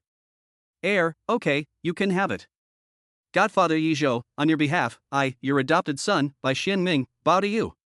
Yi Zhou rolled his eyes. "You're as handsome as Lu Bu, your horse is as fast as red hair, and you're armed with a halberd, so you're good at stabbing people, right?" "Heh, thanks, Brother Zhou." Bai Xianming took the breakfast that Chen Shi had bought and ran off happily. He was so happy. Lin Xianyue, who was sitting in the front row, saw the breakfast in Bai Xuanming's hands, and her pretty peach eyes narrowed slightly. "I knew that Yi Zhou would definitely not eat the breakfast of a bad woman. Bai Xianming, you are a good person. So starting today, you are considered a member of the Zhouyu party." Yi Zhou heard Lin Xianyue's thoughts and was full of black lines. Okay. Learning to surf the internet has really made a difference. You know about things like the XX party, and you've even learned to come up with CP names, haven't you? After school at noon, when most of the students in the class had left, Yi Zhou put down his pen and woke up Xiong Kai, who was sleeping on the table. "It's time to eat." Xiong Kai stretched. "Zhou, what are we having for lunch? Let's go to the cafeteria today. I heard that the auntie who serves the food these days doesn't have a shaky hand anymore." "Okay, it's been a long time since I had the sweet and sour pork at school." As the two of them were just getting up, Lin Xianyue appeared before them without making a sound. Yi Zhou was a little surprised. This was the first time Lin Xianyue had taken the initiative to find him in class since they became neighbors. "What's wrong? I heard you say you were going to eat at the school cafeteria."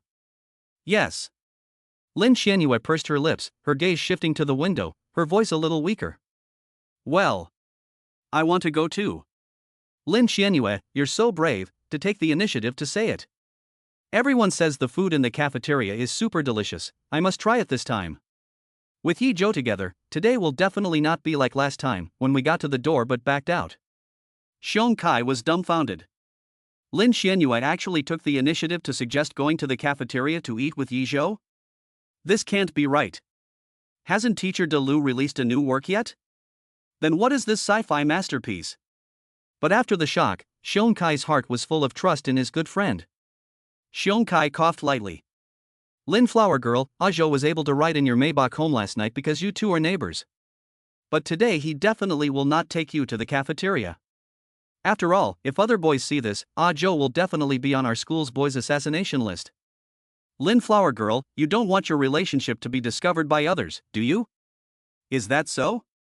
Lin Xianyue looked at Yi Zhou, and there was an unconcealed sense of loss in her tone. Yi Zhou could easily imagine that Lin Xianyue really wanted to go to the cafeteria to eat, but because it was so crowded, she was afraid to go in when she got to the door. Thinking about this, he said directly and generously, "Of course. No. Don't listen to Xiong Kai's nonsense. If you want to go, I'll take you with me. If I remember correctly, you haven't eaten in the cafeteria since you transferred to number 1 high school. If we have the chance today, let's go together." "Thank you." Lin Xianyue's eyes sparkled with anticipation. "Yes. Yi Zhou is the best." "Humph, Xiong Kai, you big black egg with a simple mind and strong limbs, I will definitely not give you the Zhou and Moon Party CP card." Yi Zhou secretly gave him a thumbs up. "Very good, Xiong Kai, you have been expelled from the party." Xiong Kai said to Yi Zhou with a dark face. Zhou, you said that you were challenging your bottom line last night when you rode in the Maybach. Don't tell me that you are challenging your bottom line again now." Of course not, but after challenging my bottom line last night, I discovered that it is as low as the Mariana Trench. Xiong Kai's face flushed with anger, and he asked Lin Xianyue with his neck stretched out, okay, but what is your relationship that you can eat together? Lin Xianyue stuck out her chin. Is it unreasonable for neighbors to eat together? It's reasonable. Xiong Kai was at a loss for words and could only compromise and bring Lin Xianyue along. He didn't say it out loud, but in fact, he was jealous in his heart. The crafty Lin Xianyue has actually begun to act arrogantly because of her favor.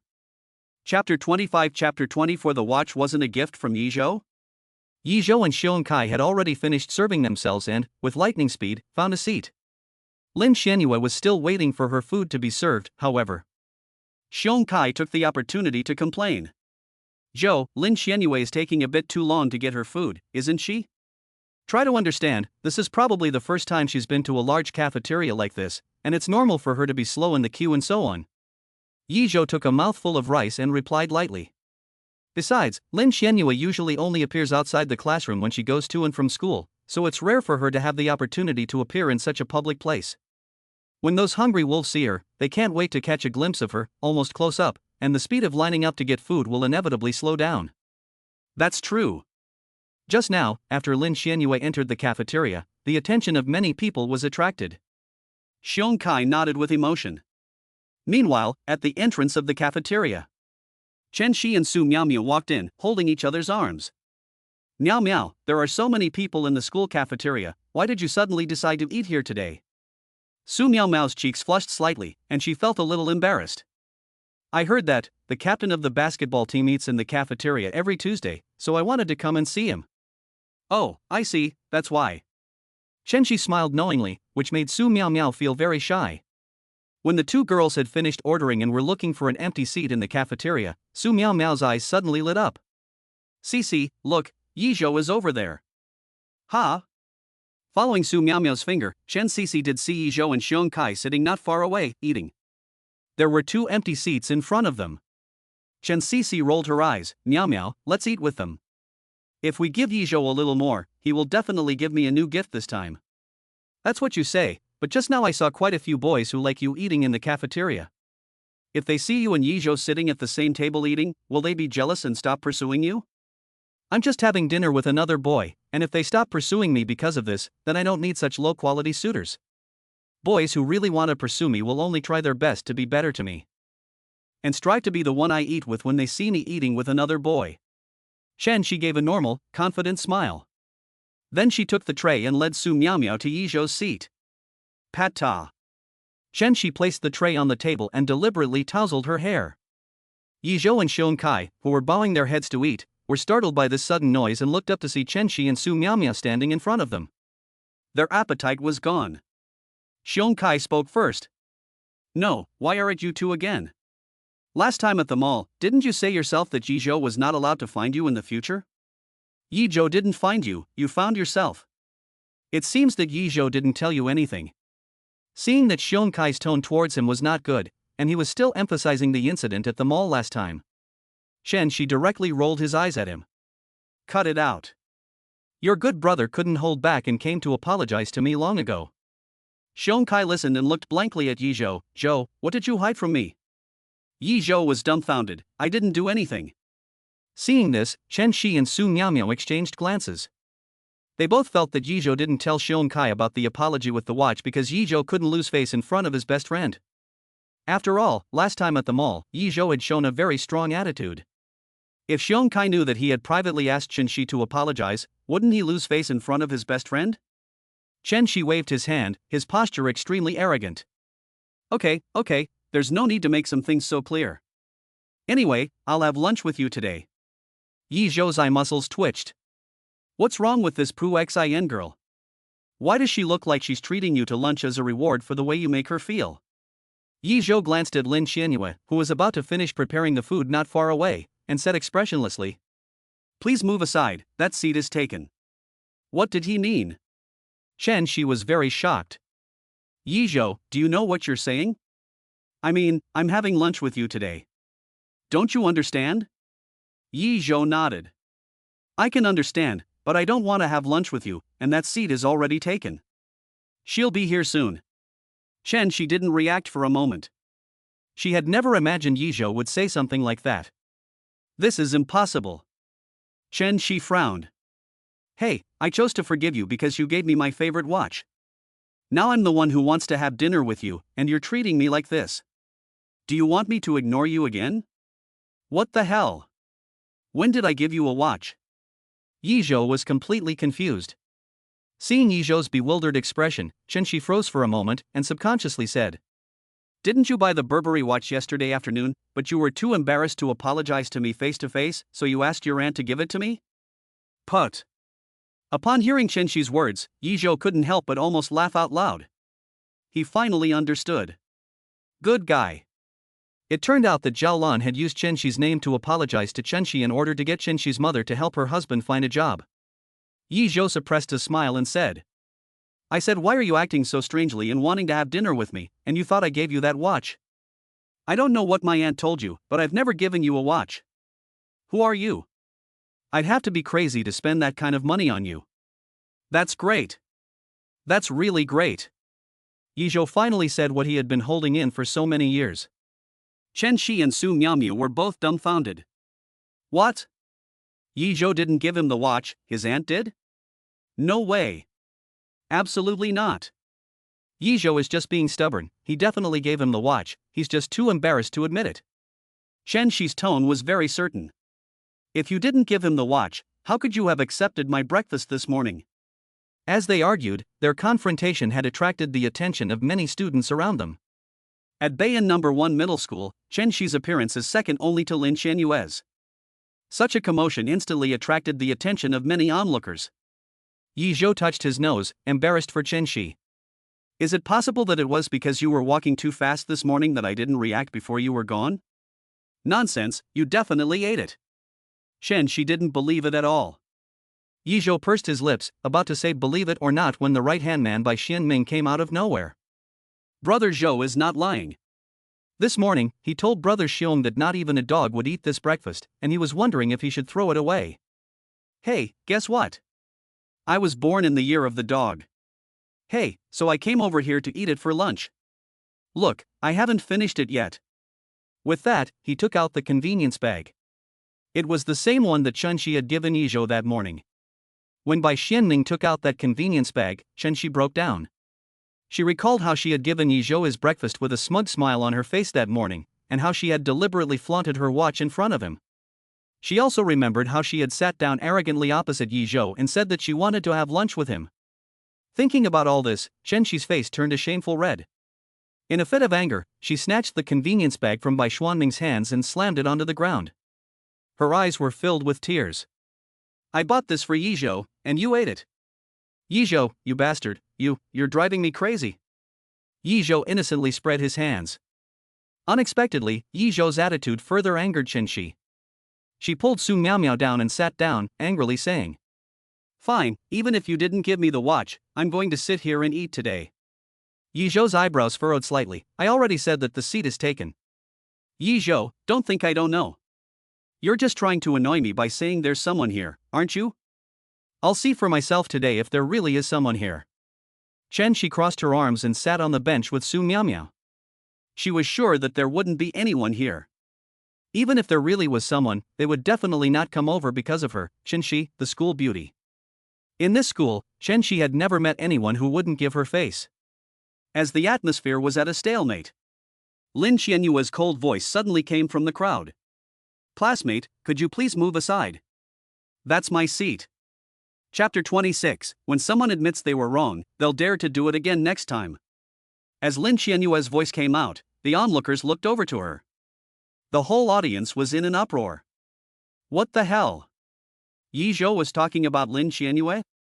Holy shit, this is interesting, I didn't expect the owner of that seat to be Lin Qianyue. Cough cough, isn't this pure Shaowan meeting the king? But why was Campus Beauty Lin at the same table as Yizhou? I don't know, but they seem to be in the same class, which makes sense, and not make sense. The onlookers discussed in low voices. It was already surprising enough that Lin Qianyue appeared in the cafeteria today. Unexpectedly, she also ran into Chen Shi. This meal was really not for nothing. At this moment, Chen Shi also looked at Lin Qianyue with great surprise.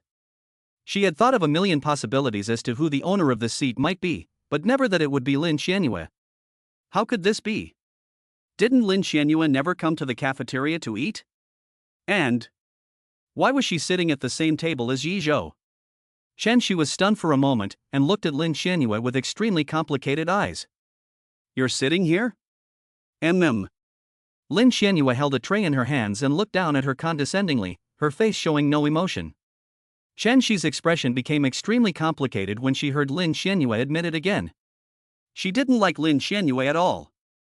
Because before Lin Xianyue transferred to Bayan No. 1 Middle School, she was the school flower sought after by everyone.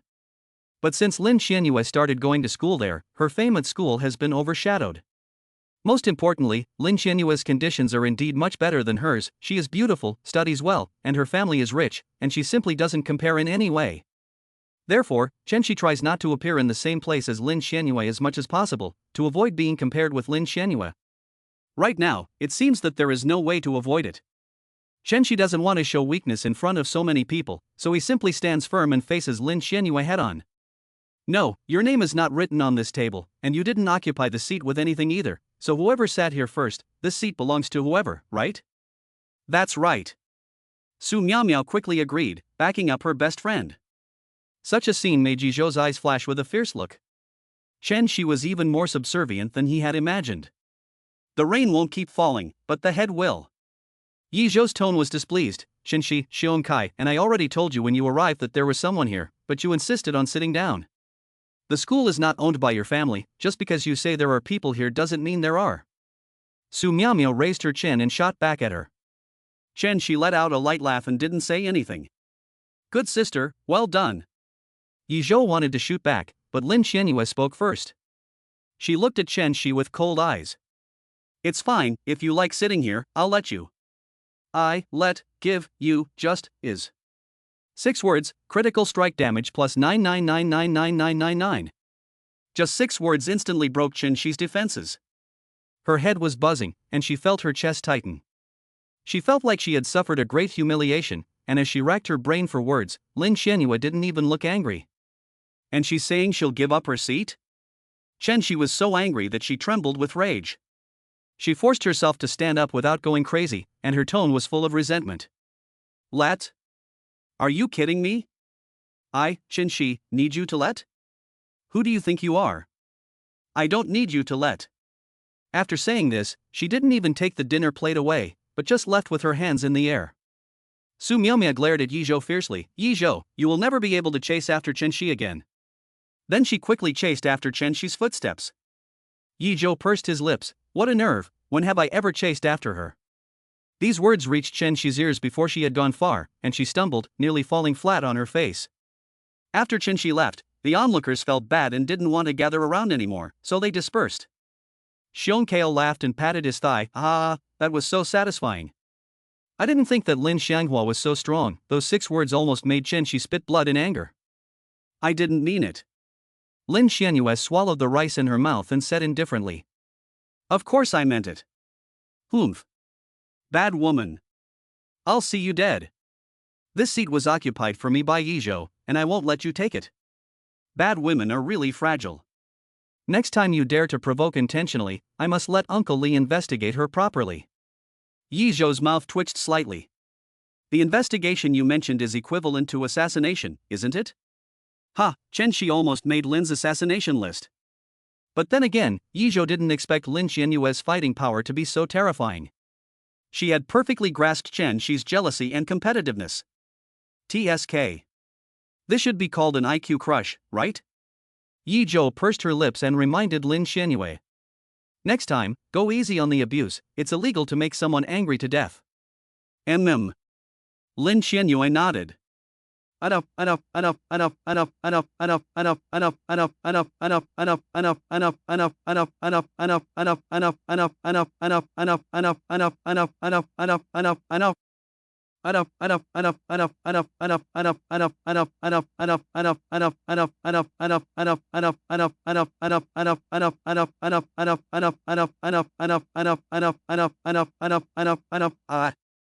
Indeed.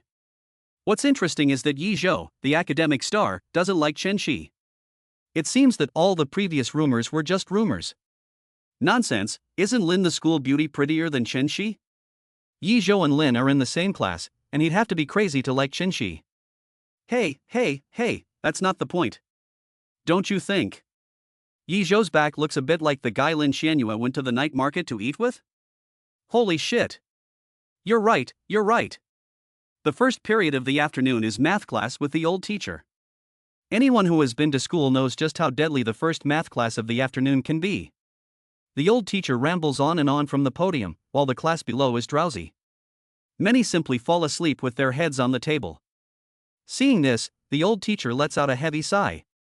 He simply puts down the chalk, clears his throat twice, and knocks on the blackboard. Ahem, let me digress a bit.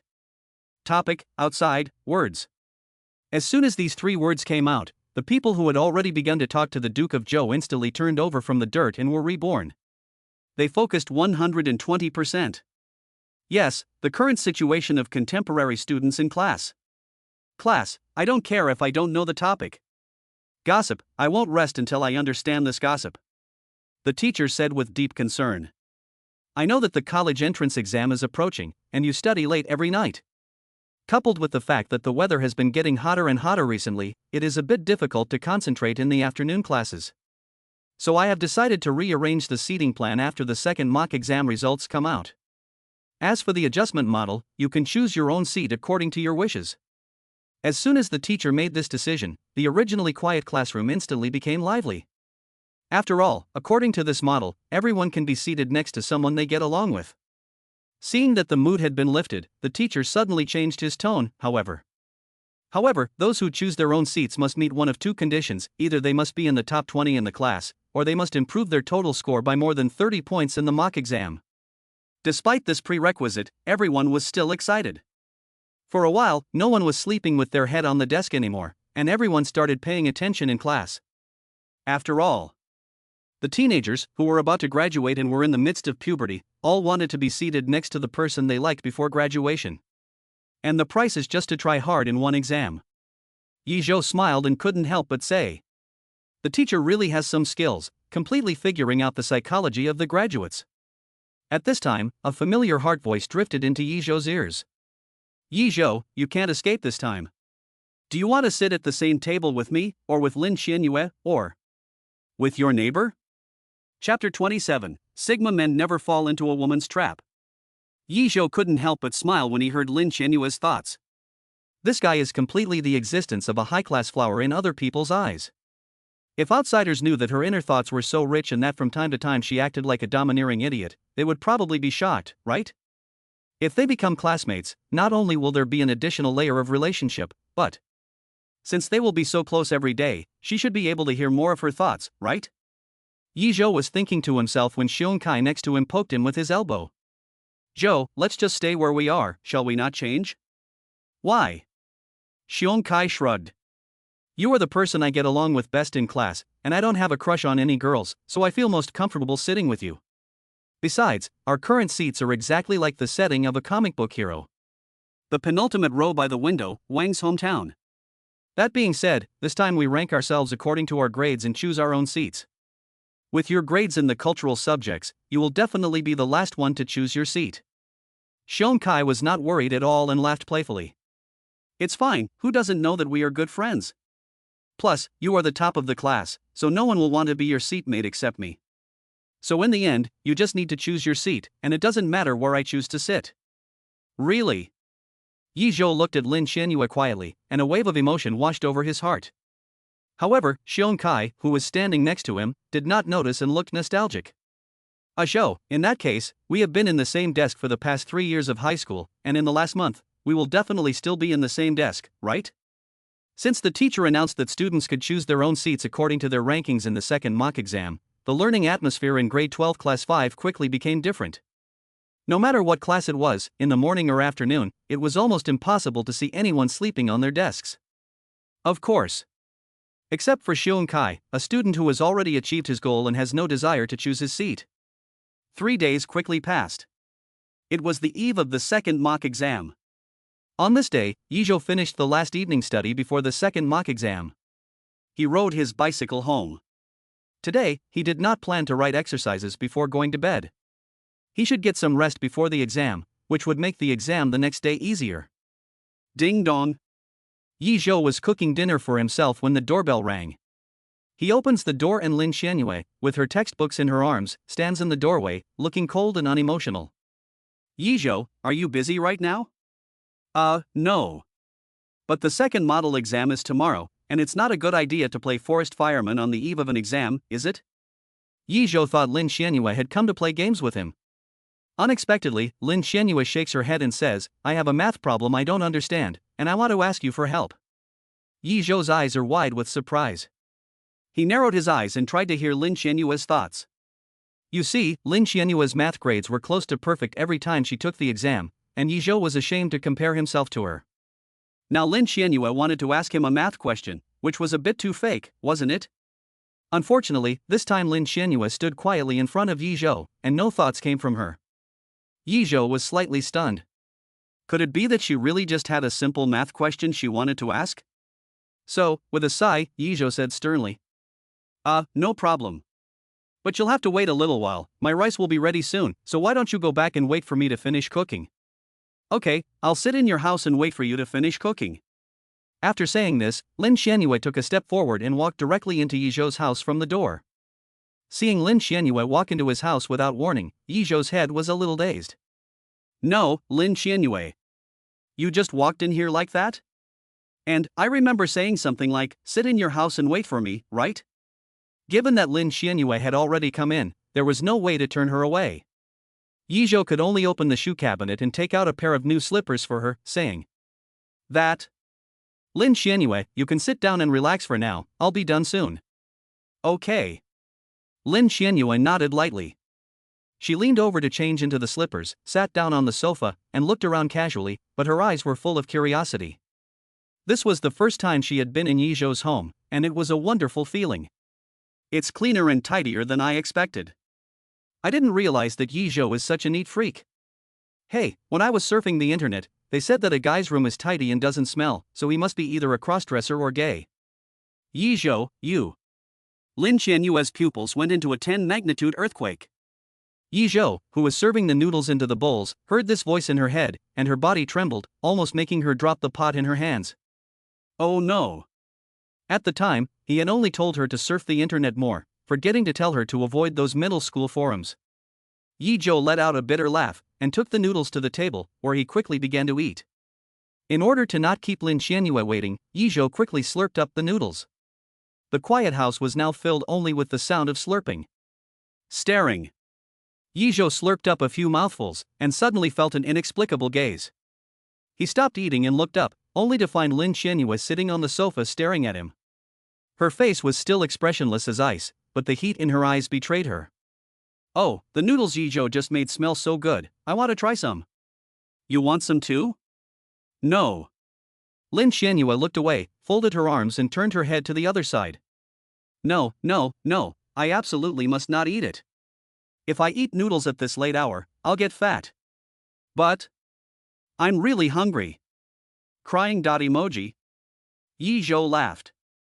I know, I'll eat it for you. Lin Xianyue frowned, I said I'm not eating it. When a girl says no, she really means yes. Eat if you want to, you don't need to deliberately go on a diet at night. Dieting and dieting are useless, exercising more is the truth. Besides, you have the perfect body, there's no need to lose weight. Immediately afterwards, Yi Zhou unceremoniously put the noodles back in the pot. Ha, women. Even if I can't hear your hearts, I understand your subtext. Sigma men never fall into women's traps. Seeing this, Lin Xianyue's face flushed with a light blush, and a light smile filled the corners of her eyes. After a while, Yi Zhou brought the bowl of noodles back to Lin Xianyue. Here, try it.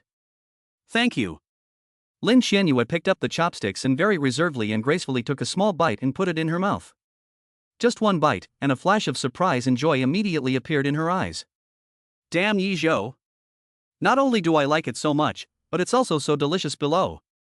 Chapter 28, Your friend request has been rejected. After they had both finished eating, Yi Zhou cleaned up the table and said, Miss Lin, which question do you want to ask me? It's about parabolas. I don't really understand the answer either. Lin Xianyue took out the test paper and handed it to him. Yi Zhou's eyebrows furrowed when he saw the question, but then quickly spread apart again. It's a coincidence, I just did a similar one 2 days ago, and it was indeed a bit difficult to understand. I spent the whole evening studying to fully understand it. The first 2 questions were not very difficult, but the third one was. When doing the third question, it is misleading to make a connection with the second question, so first. Saying that, Yi Zhou picked up a pen and scrap paper and began to explain to Lin Xianyue. Fortunately, Lin Xianyue was already an academic star, so Yi Zhou only spent 10 minutes explaining the question. Yi Zhou put down his pen and smiled. Okay, if you follow this line of thinking, you can work out the correct answer to this question. Thank you. Lin Xianyue nodded, collected her exam paper, and got up to leave. As she reached the door, she suddenly turned around, and her hair, which smelled fragrant, brushed Yi Zhou's nose. It made him feel a little itchy. Yi Zhou asked in puzzlement. What's wrong? Do you have any other questions? After the exam, there will be a 3-day holiday for Labor Day, and we can play Ice Fire People in the forest together. Didn't we already clear the game last time? Lin Xianyue pursed her lips and gave a faint smile. We cleared Ice Fire People in the forest 1.0, and this time we'll play 2.0. Okay. I've seen people addicted to FPS games, and I've seen people addicted to MOBA games. But this is the first time I've seen someone addicted to a 4399 minigame. After Lin Xianyue left, the house was quiet again, except for the lingering fragrance of her body in the air. Yi Zhou looked down at the slippers Lin Xianyue had just worn, licked her lips, and put them back in the shoe cabinet expressionlessly. Bayan No. 1 Middle School, Girls' Dormitory. Shen Shi sits at her desk with a worried expression. Su Miao, who has just returned from the bathroom, sees this and goes over to her, concerned. Shi, what's wrong? You seem so down. Shen Shi lets out a long sigh. Ugh, I just called my mom and told her that I want to go to JJ's concert on May 3rd and I want to buy an inside ticket so that I can have a chance to take a photo with JJ. But the normal channels are already sold out, and you have to pay extra from scalpers, which comes to 2,000 yuan per ticket. Your auntie thinks it's too expensive and doesn't agree to buy it for you? She agreed, but she said that for the second exam, I have to score 20 points more than last time. Shen Shi paused, his expression even more despondent. But I've been busy with the college entrance exams for a while now, and I've fallen behind in the cultural subjects. Not to mention improving by 20 points, I don't think it's even possible for me to get the same score as last time. JJ is finally coming to Bayan to give a concert, and this is the closest I'll be to him, so I really want to go. Seeing that her best friend was about to miss her favorite celebrity's concert, Su Miao pinched her chin and thought about it. Her eyes suddenly lit up. Shishi, do you remember this morning when we went to look at the exam hall staff distribution list? Yes, why? Yi Zhou is sitting right in front of you, right? If you want to do well, you can ask him to copy for you. Yi Zhou got 3rd place in the class last time. Hearing Yi Zhou's name again, Shen Shi immediately remembered the humiliation she had suffered in the cafeteria the other day. Shen Shi snorted, there's no way I'm copying his answers. If it weren't for him, how would I have lost face in front of Lin Xianyue? Besides, after the way Yi Zhou treated me, why would he possibly copy the answers for me?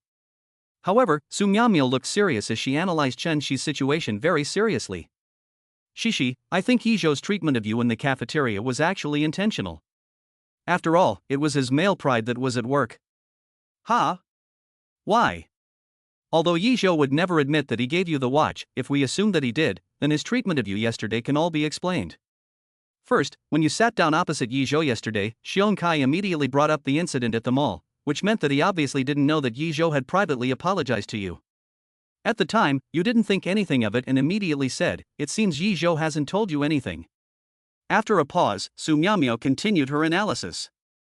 The reason Yi Zhou didn't tell Xiong Kai the truth was that he didn't want his best friend to know that he had apologized to you, as he felt it was very embarrassing. So the first thing you said directly aroused Xiong Kai's suspicions about Yi Zhou.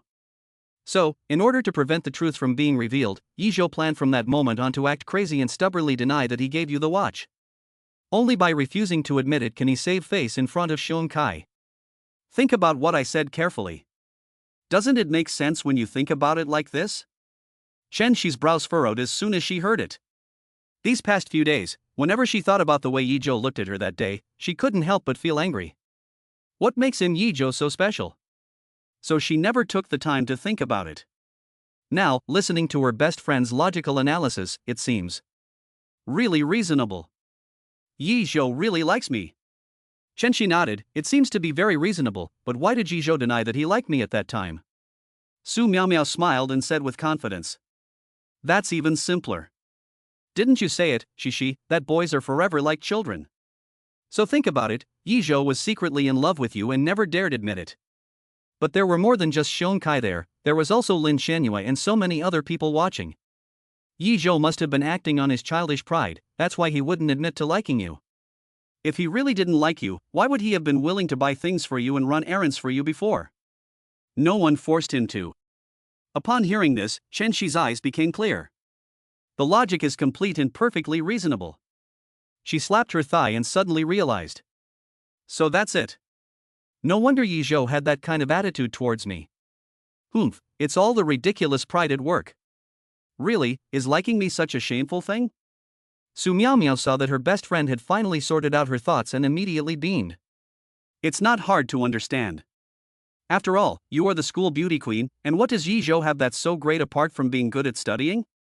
So, he must feel from the bottom of his heart that he's not good enough for you, and that's why he's only dared to have a secret crush on you and never dared to admit it. In that case, if I ask him to copy his answers for the second mock exam, he'll definitely say yes, right? Su Miaomiao nodded emphatically. You bet. He's definitely been in a lot of pain these past few days, racking his brains to think of how to apologize to you. Now you add him on QQ and propose to copy his answers, which is equivalent to taking the initiative to give him a way out, and he will definitely agree immediately.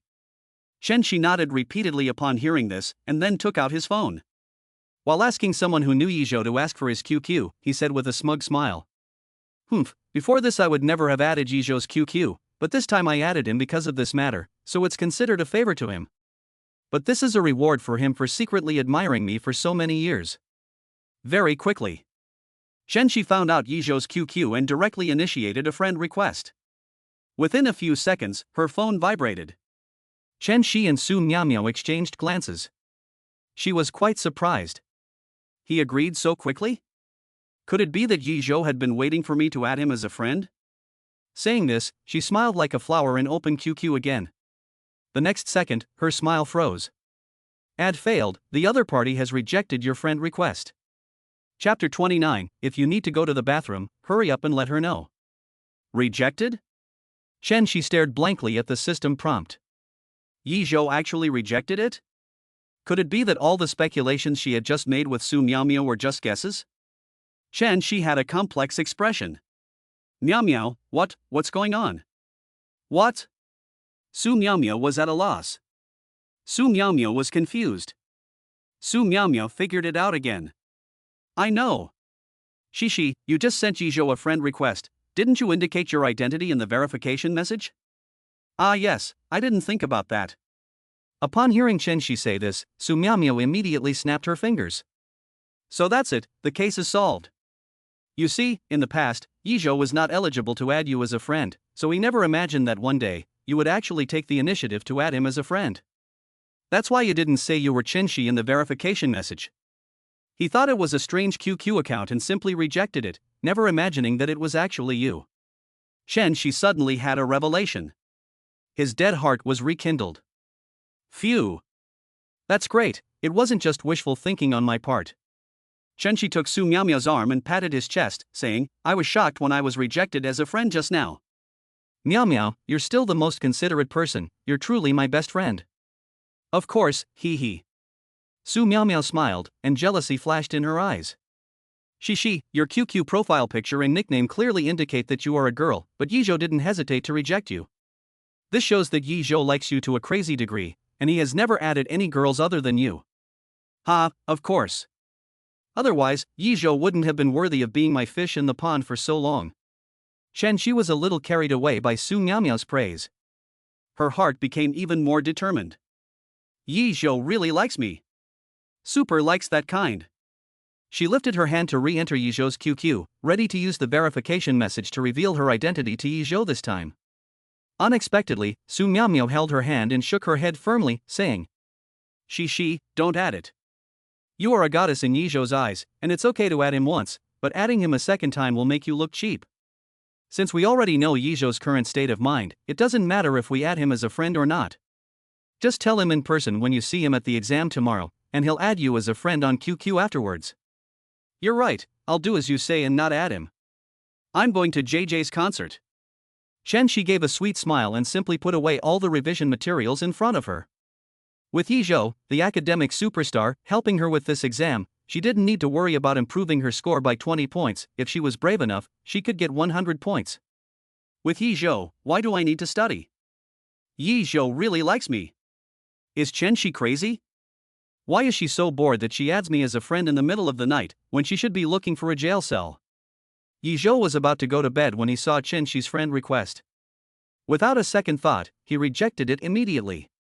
As for why Yizhou knew that this person was Shi, it was entirely because not long ago, he happened to see this QQ number in the senior high school group.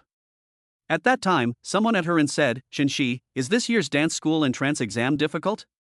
Yizhou immediately remembered that this account with the nickname Chen who doesn't eat cilantro was Shi. In order to prevent Shi from inexplicably adding him as a friend in the future, Yizhou simply set Shi as not accepting friend requests from this person anymore. After doing this, Yizhou set the alarm clock and went to sleep peacefully. The next day, early in the morning, Yizhou washed up, finished eating, and rode his bike to school on time. After finding his exam room, he sat quietly in his seat waiting for the proctor to hand out the exam papers. Shi arrived late. After she sat down, she poked Yizhou with her pen. Yizhou turned around, and his first reaction was that this little fairy was definitely going to reprimand him for rejecting her QQ friend request last night. Unexpectedly, Shi looked in a good mood, and she said with a tilt of her chin. Yizhou, I've liked JJ for a long time. My mom said that if I get a total score in this exam that's 20 points higher than my previous exam, she'll buy me tickets to JJ's concert. Yizhou was a little confused. We're best friends, how come I didn't know that I've liked JJ for a long time? Before Yizhou could say anything, Shi blinked her eyes and started speaking in a cute voice. Yizhou, I know you really want me to go to JJ's concert, right? So, when you finish answering the questions in this exam, remember to put the answer sheet in the upper right corner of the desk. I just need to borrow your multiple choice answers. Yizhou suddenly understood. No wonder Shi suddenly added her as a friend last night, it turned out to be for this matter. Yizhou was about to retort that you were thinking about farting, but before the words came out of his mouth, he didn't say. It's. Recalling the experience of Shi deliberately teasing and humiliating him in the past, Yizhou had a new idea. So, he narrowed his eyes and smiled. Okay, I get it. Yizhou, I knew you'd say yes, you're the best. He. Yizhou gave a faint smile and didn't respond. At this time, the proctor happened to start distributing the exam papers, so Yizhou turned his head. He thought to himself, where did this yellow urine come from? Hurry up and wake Shi up. This abacus is beating the drum, it's about to crash into my face. Oh yeah, don't come if you have diabetes. Don't let her get a taste. The first subject is Chinese. Yizhou gets the exam paper and first looks at the composition section. After quickly scanning the requirements of the topic, he returns to the first question and starts working on it. This is a habit he has developed over the years. For Chinese exams, he first looks at the composition topic and then starts working on the other questions while formulating in his mind how he is going to write the composition. This will save Yizhou some time thinking about the content of the composition.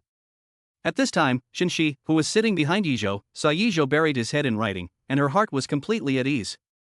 Yizhou is really good. The first thing he did after getting the answer sheet was not to write his name and exam number, but to start doing the questions immediately. He must be afraid that there won't be enough time left for me to copy. Shi was so happy in her heart. Since there were very few multiple choice questions in the Chinese subject, and Shi was not weak in this subject, she did not feel so anxious to copy the answers. With 20 minutes left in the exam, Shi saw Yizhou finally put down his pen and silently place the completed answer sheet in the upper right corner of the desk. With her superhuman eyesight, Shi compared the answers on Yizhou's answer sheet and quickly filled in the few multiple choice questions. Yizhou only collected the answer sheet again when he was about to hand in the exam paper. This action seemed to Shi that Yizhou felt that she had finished copying the answers before she bothered to write her name and exam number. Next came the mathematics and science exams. Yizhou and Shi both used the same method. Yi Zhou placed the completed answer sheet in the top right corner of the desk, and Chen Shi hurriedly copied the answers. She didn't even look at the multiple choice questions, completely trusting Yi Zhou, the top scoring academic. As they approached the last English exam before the holidays, Chen Shi felt an immense sense of relief after copying Yi Zhou's answers on the answer sheet in the upper right corner. The English exam was 70% multiple choice. This meant that as long as she copied Yi Zhou's answers for this exam, she could leave off the 2 questions about correcting mistakes in grammar in the blanks. With all the multiple choice questions and her essay, which she was sure would score 10 points, Chen Shi's English score would definitely be 110 points or more. That's great. Not only will her total score be 20 points higher than before, it will be at least 50 points higher. I can go to JJ's concert. Honey, I'm coming. Chen Shi kept imagining, and her mouth couldn't help but rise. At this time, the invigilator on the stage looked at his watch and reminded her as usual. There are 10 minutes left until the end of the exam, so students who haven't finished the paper yet should hurry. Chen Shi looked around the examination room proudly, and contempt flashed in her eyes at some of the candidates who were still writing furiously. But as soon as she withdrew her gaze, she saw a scene that confused her. Yi Zhou used an eraser to erase all the answers to the multiple choice questions on the answer sheet, and then grabbed a 2B pencil and quickly wrote the answers again against the examination paper. Chen Shi froze, unable to help but murmur. What's going on? Chapter 30, please, let me copy. What did Yi Zhou do to erase all the answers on the answer sheet? Chen Shi looked at Yi Zhou's very exaggerated actions, and her mind was in a daze. When she came back to her senses, Yi Zhou had already filled the answer sheet again and placed it in the upper right corner of the table. There were only the last 3 minutes left until the end of the exam. Wait. This can't be right. Chen Shi's beautiful eyes widened in shock when she saw the answers on Yi Zhou's answer sheet again, and she became panicked in an instant. Because the answers on this answer sheet were completely different from the ones she had just copied. To be precise, almost none of the answers overlapped with the previous ones. Could it be that Yi Zhou wrote the wrong answers on the answer sheet, and then when it was time to hand in the answer sheet, he changed them to the correct answers? He shouldn't have done that, right? Chen Shi panicked. To calm herself down, she simply picked 2 questions that she almost never got wrong and tried to verify her suspicions.